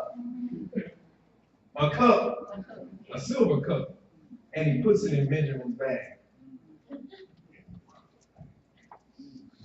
In the sack's mouth of the youngest and his corn money. And he did according to the word that Joseph had spoken. As soon as the morning was light, the men were sent away, they and their donkeys. And when they were gone out of the city, and not yet far off, Joseph said unto his steward, "Up, follow after the men, and when thou dost overtake them, say unto them, Wherefore have you rewarded evil for good? Is not this it in which my Lord drinketh, and whereby indeed he divineth? Ye have done evil in so doing." And he overtook them, and he spake unto them these same words. And they said unto him, "Why saith my Lord these words? God forbid that thy servants should do according to this thing. We didn't do it. Behold, the money which we found in our sacks, mouths, we brought again unto thee out of the land of Canaan. How then should we steal out of thy Lord's house silver or gold? We just brought you the money back that we thought that was planted on us. Why would we go and steal again?" Verse 9, with whomsoever of thy servants is so confident of their innocence, that they said, with whomsoever of thy servants it be found, both let him die, and we also will be my Lord's bondmen. They were so confident of their innocence that they said, you know what? We'll be your slaves if you find this in us. And he said, now also let it be according unto your words. He with whom it is found shall be my servant, and ye shall be blameless. And they speedily took down every man his sack to the ground, and opened every man his sack. And he searched and began at the eldest, and left at the youngest, and the cup was found in Benjamin's sack. So this demonstrates, Joseph placing the cup in Benjamin's sack demonstrates the prophesied plan of Jesus through Matthew and through other scriptures of what he would do to bring and restore his children back unto him. In fact, what he would do is he would cause them to endure the same affliction that Israel caused him to endure in order to sort of prove their knowledge or revelation of his love, which is, no greater love has any man than this, that he laid down his life for his friends. And so what you see is the same willingness of Jesus to endure endure in innocence on behalf of the guilty is the same thing Jesus causes Israel to do to prove that they were faithful to him. Now, it says they rent their clothes and laid it every man his donkey and returned to the city. All of them did. And Judah and his brethren came to Joseph's house, and he was yet there, and they fell before him on the ground. And Joseph said unto them, What deed is this that ye have done? Wot ye not that such a man as I can certainly divine? Joseph playing that part. Don't you know that I can divine? Why have you done this to me? Knowing he serves God, but he talking about he practicing divination to discover who had the cup. And Judah said, What shall we say unto my Lord? What shall we speak? Or how shall we clear ourselves? God hath found out the iniquity of thy servants. Behold, we are my Lord's servants, both we and he also, with whom the cup is found. Now, this ain't the same Israel we used to read about. Okay. The Israel we come to know are private. Is him, he died, we getting our stuff and we going on. But something changes here. The brothers, these aren't the brothers that we know from the past. The brothers we know from the past, here comes Joseph. Before he ever show up, they take his coat, throw him in a pit, sell him to the Ishmaelite or the traders, and then send them on and go back and tell Jacob that it wasn't them. It wasn't their fault. Oh, we gotta change the part now. We have a change of part now. Now, what shall we say unto my Lord? He said in verse 17, oh no, we're reading 16 again because it's important. What shall we speak, or how shall we clear ourselves? God had found out. Look at this admission. God had found out the iniquity of thy servants. They started recognizing that the things that were happening to them was because of the way they treated Joseph. Israel will one day recognize that the things that are happening to them is because of the way they crucified Jesus. If you want proof, we'll see it in just a second. We are my Lord's servants, both we and he also with whom the cup is found. Not only that they were willing to serve with them. Verse 17, and he said, God forbid that I should do so. But the man in whose hand the cup is found, he shall be my servant. As for you, get you up in peace unto your father. So Joseph said, no, I'll just take Benjamin. Y'all can do what you want to do. You're innocent. Just go. I'll take Benjamin. He can be my servant. Oh, watch this. Then Judah came near unto him and said, O my Lord, let thy servant, I pray thee, speak a word in my Lord's ears, and let not thine anger burn against thy servant, for thou art even as Pharaoh. My Lord asked his servant, saying, have you a father or a brother? And we said unto my Lord, we have a father, an old man, and a child of his old age, a little one, and his brother is dead, and he alone is left of his mother, and his father loves him. And thou saidst unto thy servants, bring him down unto me, that I may set my eyes upon him. And we said unto my Lord, the lad cannot leave his father, for if he should leave his father would die. And thou said unto thy servants, except your youngest brother come down with you, you shall see my face no more. And it came to pass, when we came up unto thy servant, my father, we told him the words of my Lord. And our father said, go again and buy us a little food. And we said, we cannot go down. If our youngest brother be with us, then will we go down. For we may not see the man's face, except our youngest brother be with us. And thy servant, my father, said unto us, ye know that my wife bare me 2 sons. And the one went out from me, and I said, surely he is torn in pieces. And I saw him not since. And if ye take this also from me, and mischief befall him, he shall bring down my gray hairs with sorrow to the grave. Now therefore, when I come to thy servant, my father, and the lad be not with us, seeing that his life is bound up in the lad's life, it shall come to pass, when he seeth that the lad is not with us, that he will die. And thy servant shall bring down the gray hairs of thy servant, our father, with sorrow to the grave. For thy servant became sure of it. Stop right there in 31. He tells him the story. Look, Judah steps up and he says, look, Joseph. Interesting conversation there between Judah and Joseph. He says, look, you told us to go get the other brother. We told you, if we bring him here, and he doesn't return back, our father will die. We've done everything you've asked us to do. We don't know how this cup ended up in his bag, but it don't matter. Take me, don't take him. Because if you take him, our father will die. Our father will be so displeased that it will bring him down to his grave. Look at how powerful this is. You need to put yourself in this context.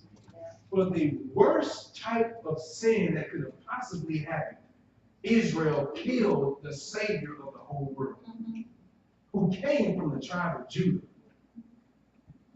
In the story of Joseph, Judah, who represents that tribe, steps up, speaks on behalf of Benjamin, the worst sinner, so to speak, of the whole world, and says, take me, I'll go instead of him. Yeah. This tells you how the blood of Jesus speaks up on behalf of even the worst types of sins.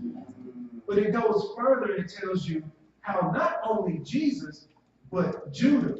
This is why, while we understand the revelation of Judah, what Judah represents in Jesus, you can't subtract the people of Judah and put Jesus in its place, because you will miss part of the meaning. You have to leave Judah there, know that it applies to Jesus, But it also applies to Judah. The Bible didn't say Jesus, it said Judah. So in Genesis 49, when it says the scepter shall not part till Shiloh come, and said unto him shall the gathering of his peoples be, it said Judah, not Jesus. Now we know by revelation that because Jesus came through Judah, it is talking about him. But that's not at the expense of the original meaning. So you have to leave Judah there. So what you see here in this context is the same thing. While Judah represents Jesus, it also still represents Judah. This is a way to verify how they one day will do the very same thing that Jesus did, but Jesus had to do it first.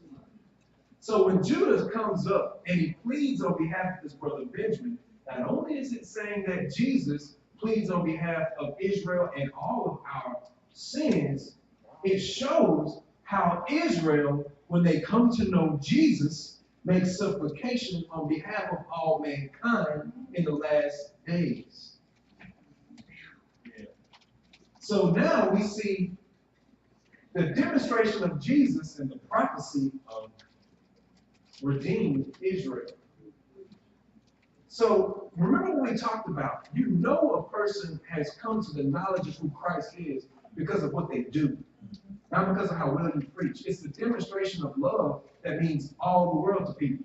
When you show your servitude, when you show how much you're willing to give, in order that that person see the revelation of Jesus, that's when you know a person is converted.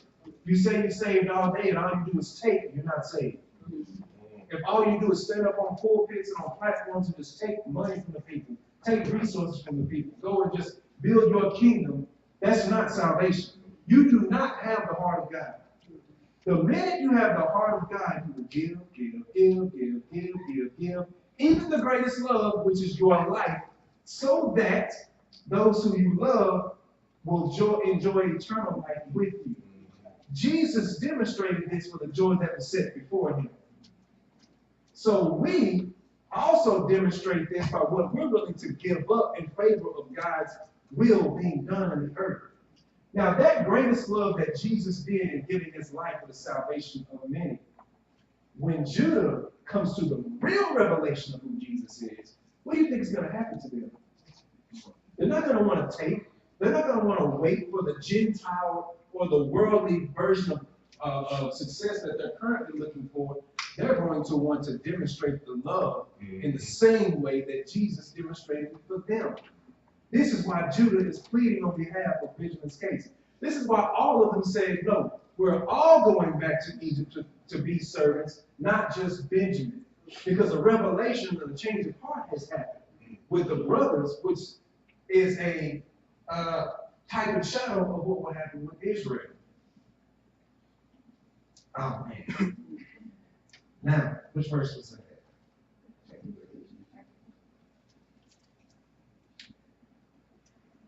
Then it says, for thy servant became surety for the lad unto my father. Basically what he's saying is, I told my father that I would go on his behalf, that I guaranteed him the safety of Benjamin.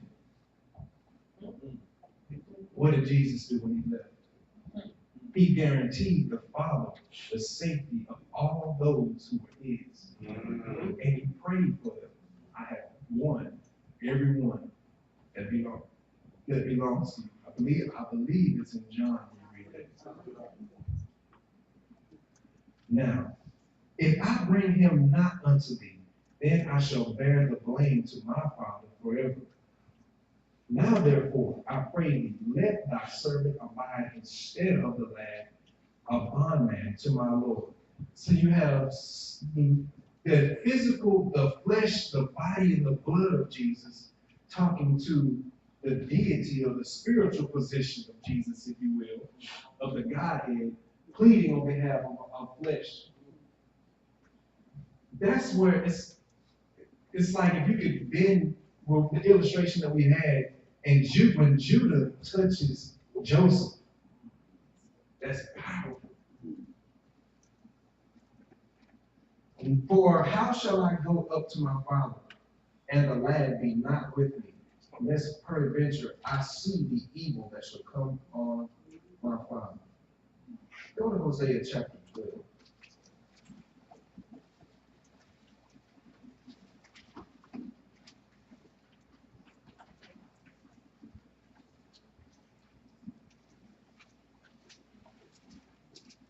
This is going to tie into the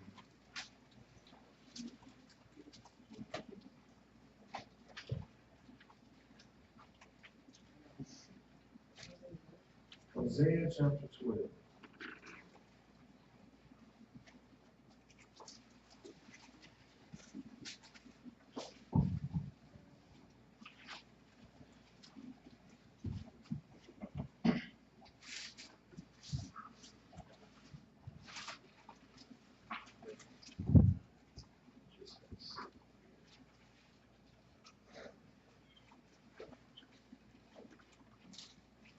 Here, we're going to read where there's actually a reproof of God's people, his elect people, Ephraim, Judah, and Jacob.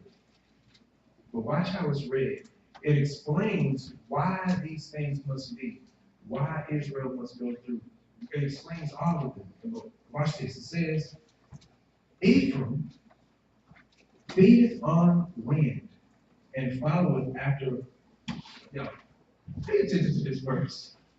Just look at this. This is awesome. There's one verse. Ephraim feedeth on wind and followeth after the east wind. And he daily increaseth lies and desolation. And they do make a covenant with the Assyrians, and oil is carried into Egypt.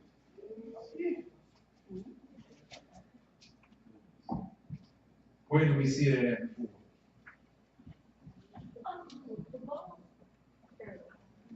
Somebody say? The caravan. Is that what you been saying? It's exactly what it's referencing. So it ties in the example of Joseph. Remember, when Joseph was going to find his brothers, they were supposed to be in Shechem, I believe it was, and they had traveled to Dothan. And before they got there, when they got there, they threw him in the pit. And who showed up? Travelers from which direction? The east. They came from the east, passing through Israel, or through where they were in Dothan, on their way to Egypt, carrying oil.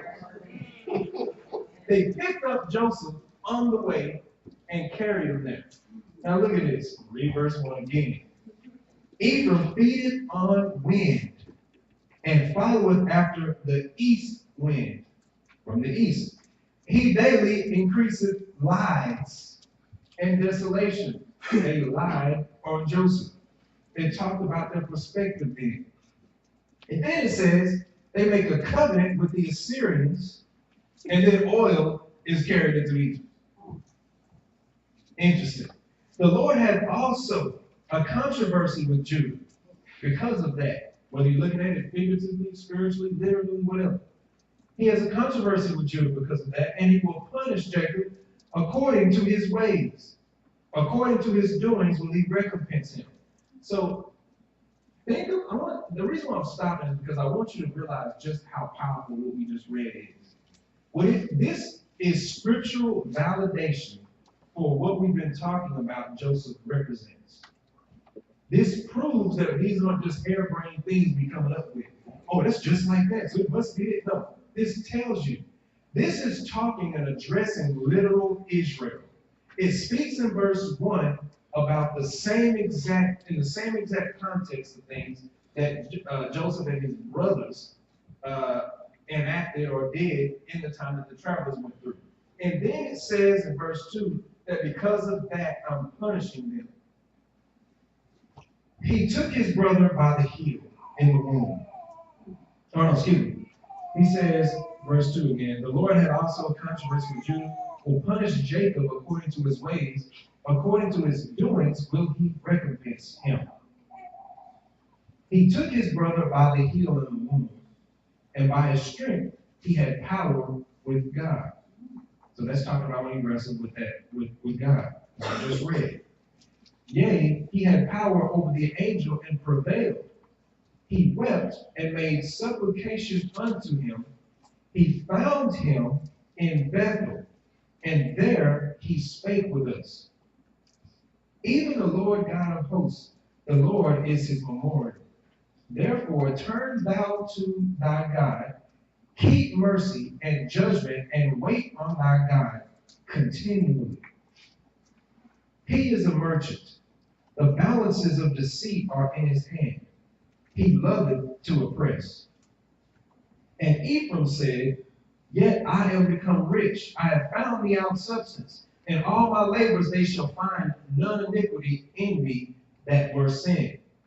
And I that am the Lord thy God from the land of Egypt will yet make thee to dwell in tabernacles as in the days of the solemn feasts.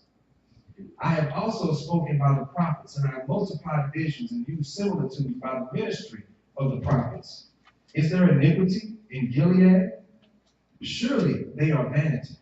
They sacrifice bullocks in Gilgal. Yea, their altars are as heaps in the furrows of the fields. And Jacob fled into the country of Syria, and Israel served for a wife. And for a wife he kept sheep.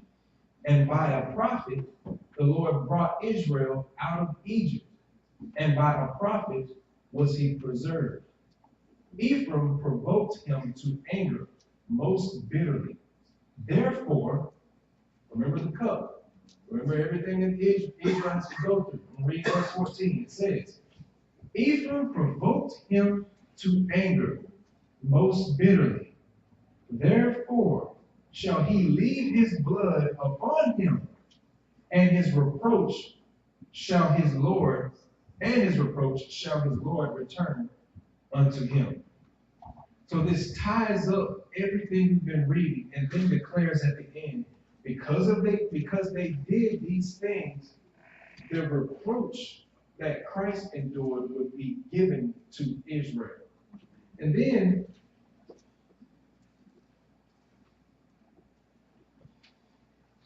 let me see.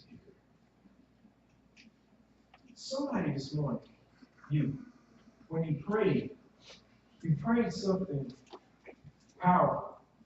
You said on behalf of America that the idolatry that was borrowed from us by other nations, the power would be broken. And essentially what you see with America is the diminishing of the true power of God to exchange it for idolatry. That's what we keep hearing about the pseudo-kingdom gospel is. It steals away from what God intended to represent him in power, and it replaced it with men. It replaced it with superstars. It replaced it with denomination. It replaced it with legalism and laws and following old covenant type restrictions, so that the men who created these schemes could take the glory instead of the Holy Spirit giving it to God, giving it to God through Jesus. This is all we see now. That's why you see all this stuff.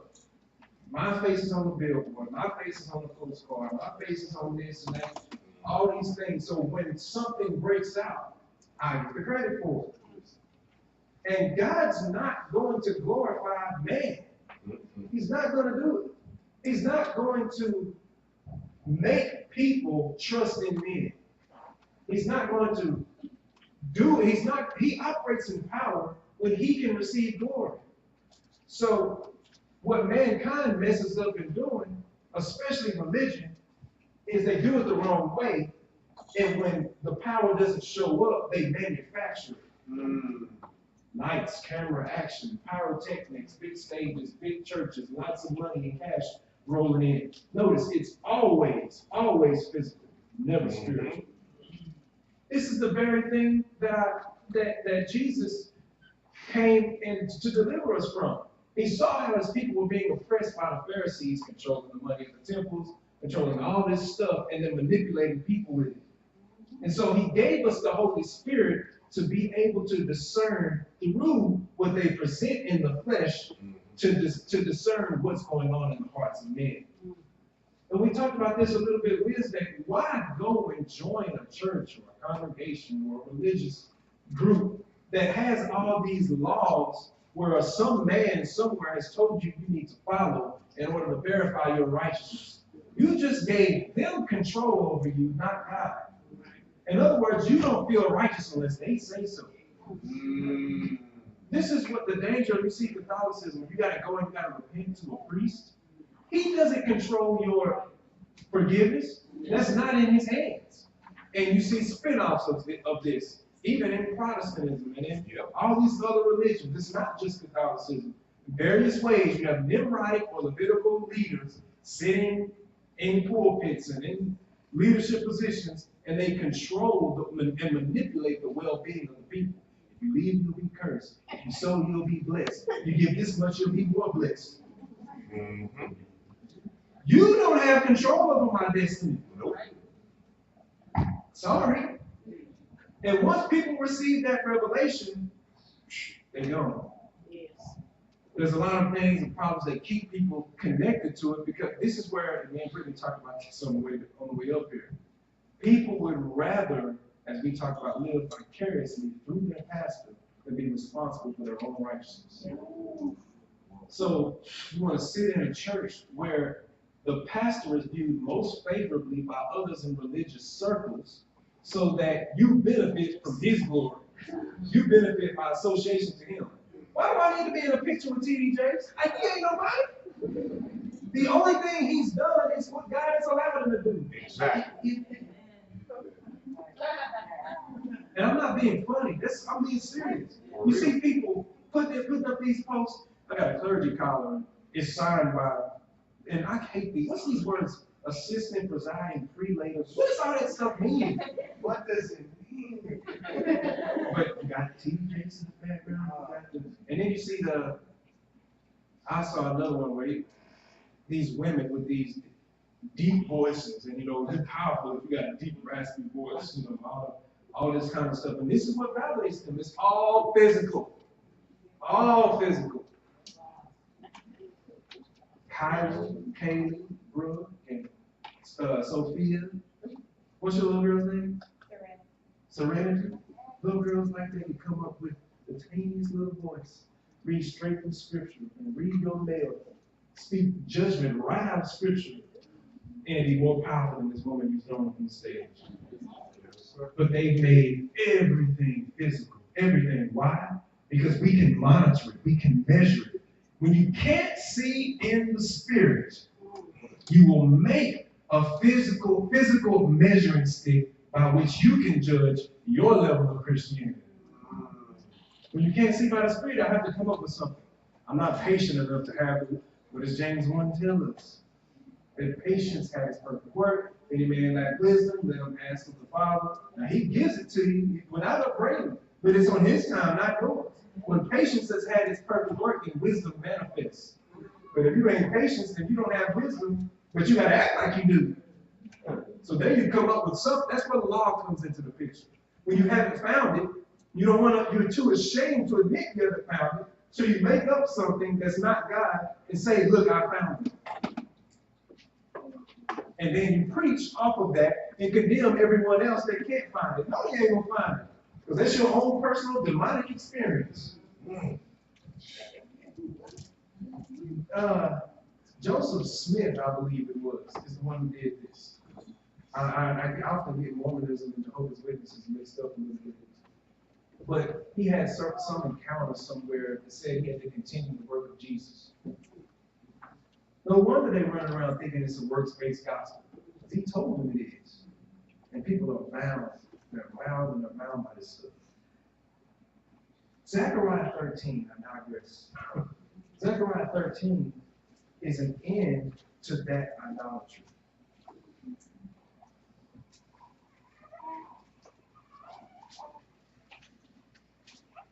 Zechariah 14.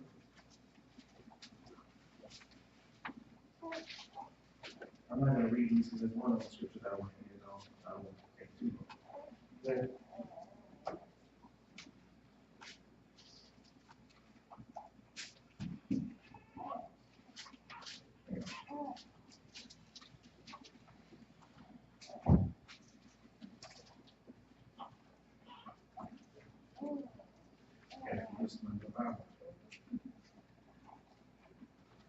Zechariah 13 talks about the cleansing of the idols. So essentially what has Israel bound now is the idolatry that they've seen other people achieve success with. Not just Israel, but a lot of people. They're bound because idolatry is taking the credit from God. Same thing Aaron did. He erected the calves and said, this is the reason why we're free, all this type thing. But we know what happened after that. So idolatry ends in Zechariah 13. Zechariah 14 is the Lord's sake. I'll advise you guys to read these. It fits right into where we are. We may cover Wednesday. But Zechariah 14, go to verse,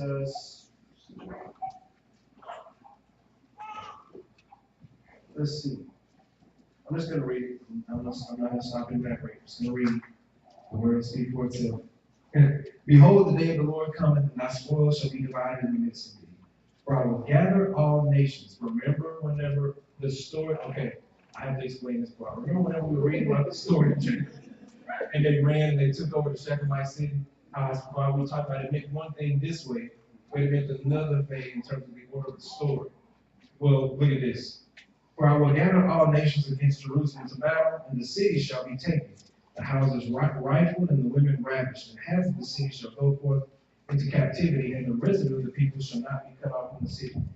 This is important because when Jacob feared for his life from Esau, he split his people up into halves. He sent one half one direction, another half the other way, and says if Esau finds one, then the other half will survive.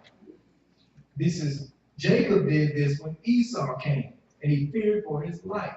Now in Zechariah chapter 14, verse 2, it says, half of the city shall go forth into captivity. The residue of the people shall not be cut off from the city. Everything is in Jacob's story. Then shall the Lord go forth and fight against those nations, as when he fought in the day of battle.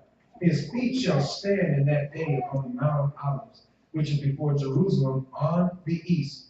And the Mount of Olives shall cleave in the midst thereof toward the east and toward the west, and there shall be a very great valley. And half of the mountain shall remove toward the north, and half of it toward the south. And ye shall flee to the valley of the mountains, and for the valley of the mountains shall reach unto Azal. Yea, ye shall flee, like as ye fled from before the earthquake in the days of Uzziah, king of Judah. And the Lord my God shall come, and all the saints with thee. And it shall come to pass in that day that the light shall not be clear nor dark. But it shall be one day which shall be known to the Lord, not day nor night. But it shall come to pass that at evening time it shall be light. Basically, it's talking about the day and night will happen as they always do, because the glory of the light which will emerge when Jesus becomes victorious will only be accredited to him. And it shall be in that day that living water shall go out from Jerusalem, half of them toward the fore sea, half of them toward the hinder sea. In summer and in winter shall it be. And the Lord shall be king over all the earth. In that day shall there be one Lord, and his name one. All the land shall be turned as a plain from Geba to Rimmon, south of Jerusalem, and it shall be lifted up and inhabited in her place, from Benjamin's gate unto the place of the first gate, unto the corner, and from the tower of Hananel unto the king's wine presses. And many shall dwell in it, and there shall be no more utter destruction, but Jerusalem shall be safely inhabited. And this shall be the plague wherewith the Lord will smite all the people that have fought against Jerusalem. Look at this. Their flesh shall consume away while they stand upon their feet, and their eyes shall consume away in their holes, and their tongue shall consume away in their mouth. And it shall come to pass in that day that a great tumult from the Lord shall be among them, and they shall lay hold every one on the hand of his neighbor, and his hand shall rise up against the hand of his neighbor. And Judah also shall fight at Jerusalem, and the wealth of all the heathen round about shall be gathered together, gold and silver and apparel in great abundance. And so shall it be the plague of the horse, of the mule, of the camel, and of the donkey, and all the beasts that shall be in these tents, as this plague. And it shall come to pass that every one that is left of all the nations which came against Jerusalem, look at this, shall even go up from year to year to worship the King, the Lord of hosts, and to keep the Feast of Tabernacles. And it shall be that whoso will not come up of all the families of the earth unto Jerusalem to worship the King, the Lord of hosts, even upon them shall be no rain.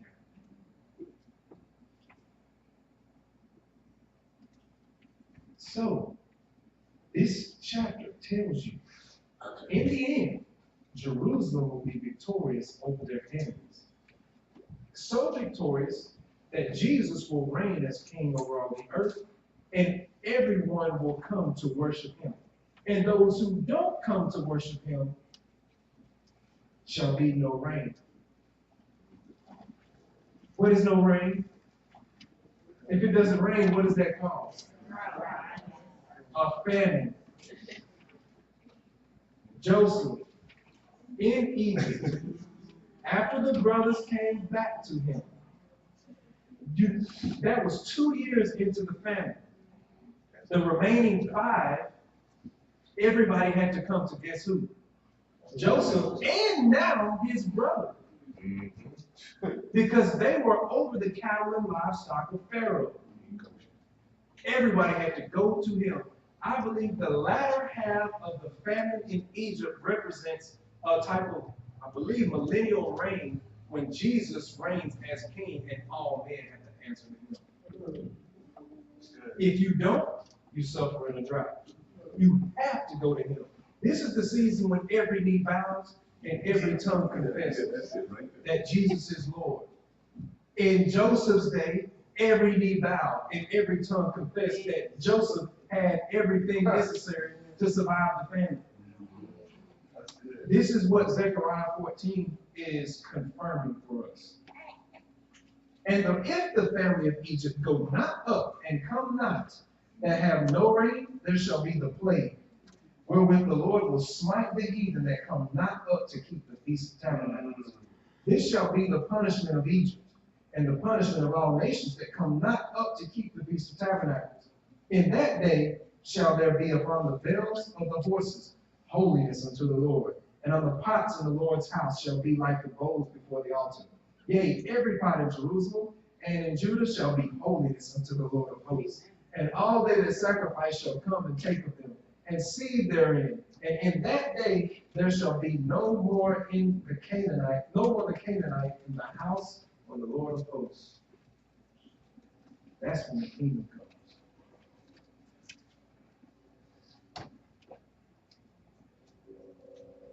One more small part. This brings closure to Joseph's story. Go to Genesis 45. So, before we read this last verse, to go back what we read, we went and we've seen how Jacob's story and Joseph's story both illustrate the plan of God for our humanity. But we've seen how what has to happen to Israel, why it must happen, because of what they did. There's another chapter that I passed somewhere. I'll find it and we'll cover it Wednesday. But we see why all these things happen. We stopped at Genesis 44 when the cup was sent to Benjamin. And all that happened, and they came back and they pleaded. And we stopped there. We went to Zechariah. We went to all these chapters to see why the word says Israel must go through and endure such things. Now let's look at 45. Then Joseph could not refrain himself before all them that stood by him. And he cried, "Cause every man to go out from me." And there stood no man with him, while Joseph made himself known unto his brethren. He wept aloud, and the Egyptians in the house of Pharaoh heard. And Joseph said unto his brethren, "I am Joseph. Doth my father yet live?" And his brethren could not answer him, for they were troubled at his presence. I can't believe it's you. I I can't believe you come back to revisit us after we've given you over. I can't believe we found you again. But we thought we lost you.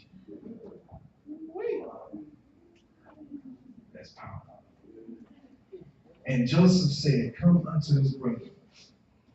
Joseph said unto his brother, come near to me, I pray you. And they came near, and he said, I am Joseph, your brother, whom you sold into Egypt. Now therefore, be not grieved, nor angry with yourselves that you sold me here. For God did send me before you to preserve life. For these 2 years, now it's funny, I'm reading Joseph, y'all thinking Jesus.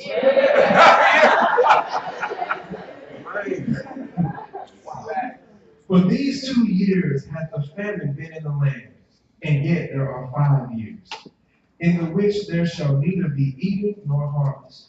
And God sent me before you to preserve you a posterity in the earth, and to save your lives by a great deliverance.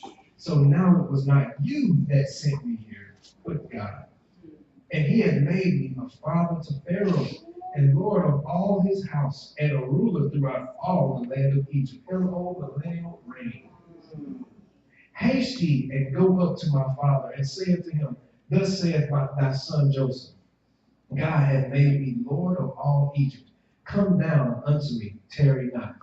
And thou shalt dwell in the land of Goshen, and thou shalt be near unto me, thou and thy children, and thy children's children, and thy flocks, and thy herds, and all that thou hast.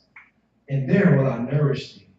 For yet there are 5 years of famine, lest thou and thy household and all that thou hast come to poverty. And behold, your eyes see, and the eyes of my brother Benjamin, that it is my mouth that speaketh unto you. And ye shall tell my father of all my glory in Egypt, and of all that ye have seen. And ye shall haste and bring down my father here. New Jerusalem. This where John saw New Jerusalem coming down. That can't happen until Jesus has taken authority. So after he's taken authority, go get my father. He can dwell with us now. And he fell upon his brother Benjamin's neck and wept. And Benjamin wept upon his neck. Moreover, he kissed all his brethren and wept upon them. And after that his brethren talked with him, and the fame thereof was heard in Pharaoh's house, saying, Joseph's brethren are come, and it pleased Pharaoh well and his servants. And Pharaoh said unto Joseph, say unto my brother, this do ye, lay your beasts, and go, get you unto the land of Canaan. There's a lot of stuff I can read on, keep reading on, there's a lot of benefits. But basically what happens is this. It wasn't customary, and I have to go back and study it again. Either Egypt themselves weren't shepherds, or they couldn't associate with shepherds, people who kept animals. They couldn't associate with people who kept animals. All this was overlooked when they came. They came as shepherds. That's what Israelite people were. They tended and took care of animals. They came and look at this. They took care of animals in the wilderness so well that Egypt and Pharaoh placed them over his lifestyle.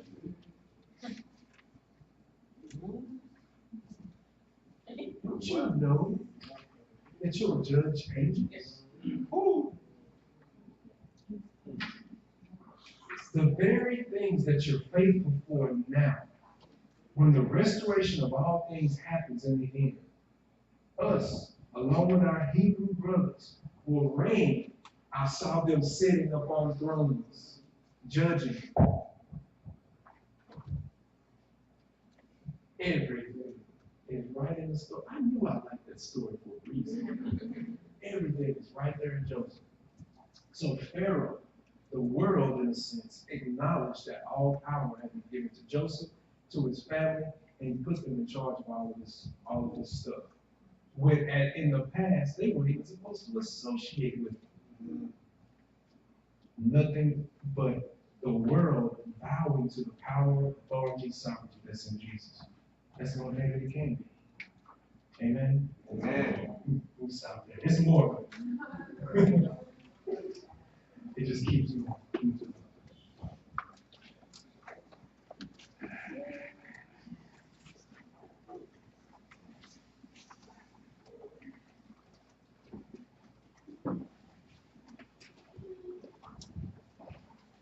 Oh, just think about this for a minute. I was sharing, when I started talking to Apostle George, and I was sharing with him about all this stuff, I first thanked him for what Masterclass did for me. I remember we would have certain panel discussions and people would ask and they would say, what's one thing we changed by that Masterclass? And everybody always said, we need more breaks, we need more breaks, we need to slow down, this, that, and the other. And I look back at it now in retrospect and I'm like, if they only realize the very complaint and request for more breaks is actually making sure that you don't get it. Because all you're doing is proving that Masterclass is doing what it's supposed to be doing. So Apostle George hears that and he's like, oh, yes. Exactly. I hear it now and I'm like, yes, break the flesh. Break it. That's what I know that's what it did for me. In today's world, like we talked about before, convenience, speed is everything. How fast you get your food, how fast you get your internet, how fast you get build this, get this, accomplish this, how fast you can get your degree, everything is quickness. Every time things get faster, the patience of God is harder to achieve. So now, what God has to always do is he has to teach us and show us what patience really is. That's what Masterclass does. So when you take 9 months to a year to every day dig in the Word of God, God is saying, I'm showing you how to have patience and its perfect work in your life. People don't, they think they know what patience is. They think they know what love is. They think they know what humility is. What gets me all the time is you think you're being humble till you run on somebody that's more humble than you are. Right. I think about the time we first met Apostle Harris and first met Apostle George, and I'm like, oh my goodness, I have a long way to go. Anybody not think that? Like, man, you see what certain people are able to give up for the sake of the gospel always makes you realize you can give up more. And that level of servitude, humility, willingness to give, and zeal to show love is what's necessary to endure to the end. That's what we need. And so God, in only a way that he can, teaches and trains us how to keep steady. He'll teach us and train us through family situations where people are closest to you, you hold on anyway. In financial situations, you hold on anyway. Through all sorts of trials and tribulations, you just hold on anyway. And the more you keep holding on, you change your focus to what you wanted carnally, and you change it to the only thing that will keep you keeping on. And that's the eternal way to glory. That's the eternal promise that we have. And so everything we've been covering and talking about is just that. What I love about the part of the story that we just covered is it reminds us that there's a reward at the end of it all. We're not just doing this for nothing. There's a reward that we can't even fathom, we can't even imagine, we could never even dream of that awaits all of us. And it's well worth it. It's well worth it. So don't give up on this little thing. I'm telling you, man, has anybody else, ever since they finished Masterclass, been literally catapulted into another understanding, another realm, I guess you would say, of relationship? Because there's nothing that I know of that will challenge your flesh to that extent. Not anything organized. God can do it with you individually. Masterclass isn't the one thing that everybody must go through, but it just so happens to be a tool that God has used because most people aren't able to subject their own selves to that kind of test. It's like, it's one thing when I go run on my own, trying to get in shape. I may run, I can go run a mile a day. When you get to that 0.9 mark, you're like, I'm running a whole mile. You let me, you know you do. This might as well be a mile. That's what we do. Like, it's when you go work out, you go lift weights. You do 4 sets of 10. You get to the last one and you stop at about 6 or 7. Like, yeah, that's good. I'm burning, I'm hurting. But what all you got a spot? You got somebody there, and you're able to finish through help those last 4 reps. Those are the reps that actually build strength and build muscle. Or what about when you're running and you have a coach and teammates saying, come on, I was the worst long distance runner. Running, but we used to run around this 2.5 miles around the park in Texas County. Until I get to the lake on the other side, get behind a tree. That's when the teammate will come along. Come on, Chef, you got it. You take off and you keep going. But it's the requirement from the coach and the encouragement from your fellow teammates that keeps you going. It shows that it's necessary for that requirement and the encouragement to do more than you would even require of yourself at the beginning. This is why you rarely find somebody that's able to reach and grow to that capacity, because your mind doesn't do that to your own self. But then afterwards you look back and it's like, I never realized I could do it. But I did it because I was helped. Because it was first required of me, then I was helped by my brother to get there. That's what we have one another for. That's what Masterclass has done. Yes. It has presented first a set of standard that you don't think you can achieve. What? Do that? Ain't no way. So you take off. I gotta be obedient. I go anyway. And you have your brothers and sisters along with you. Come on, don't stop there. Don't hesitate. Don't wait. Keep going. And at the end, you have accomplished, you have defeated your flesh in a way that you didn't know you could. It's special. Yes, it is. It's special. So let that be an encouragement to those who are still taking it, but also to those of us who have finished, because now you're conditioned to go back. Now your faith has been stretched. When somebody says, do this, you now know it's possible. Where before you didn't think so. Before we came to this understanding, if somebody had said, get up at 5 a.m. and pray, what? Y'all crazy. Especially we were talking about how we used to do that every day of the week. Write an essay on a scripture every single day, even weekend. You don't stop. No, I'm dropping out. I ain't got time about this.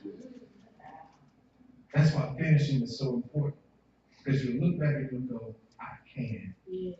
I can defeat my flesh with the help of the Holy Spirit, with the help of my brother, and we can do this. We can endure to the end.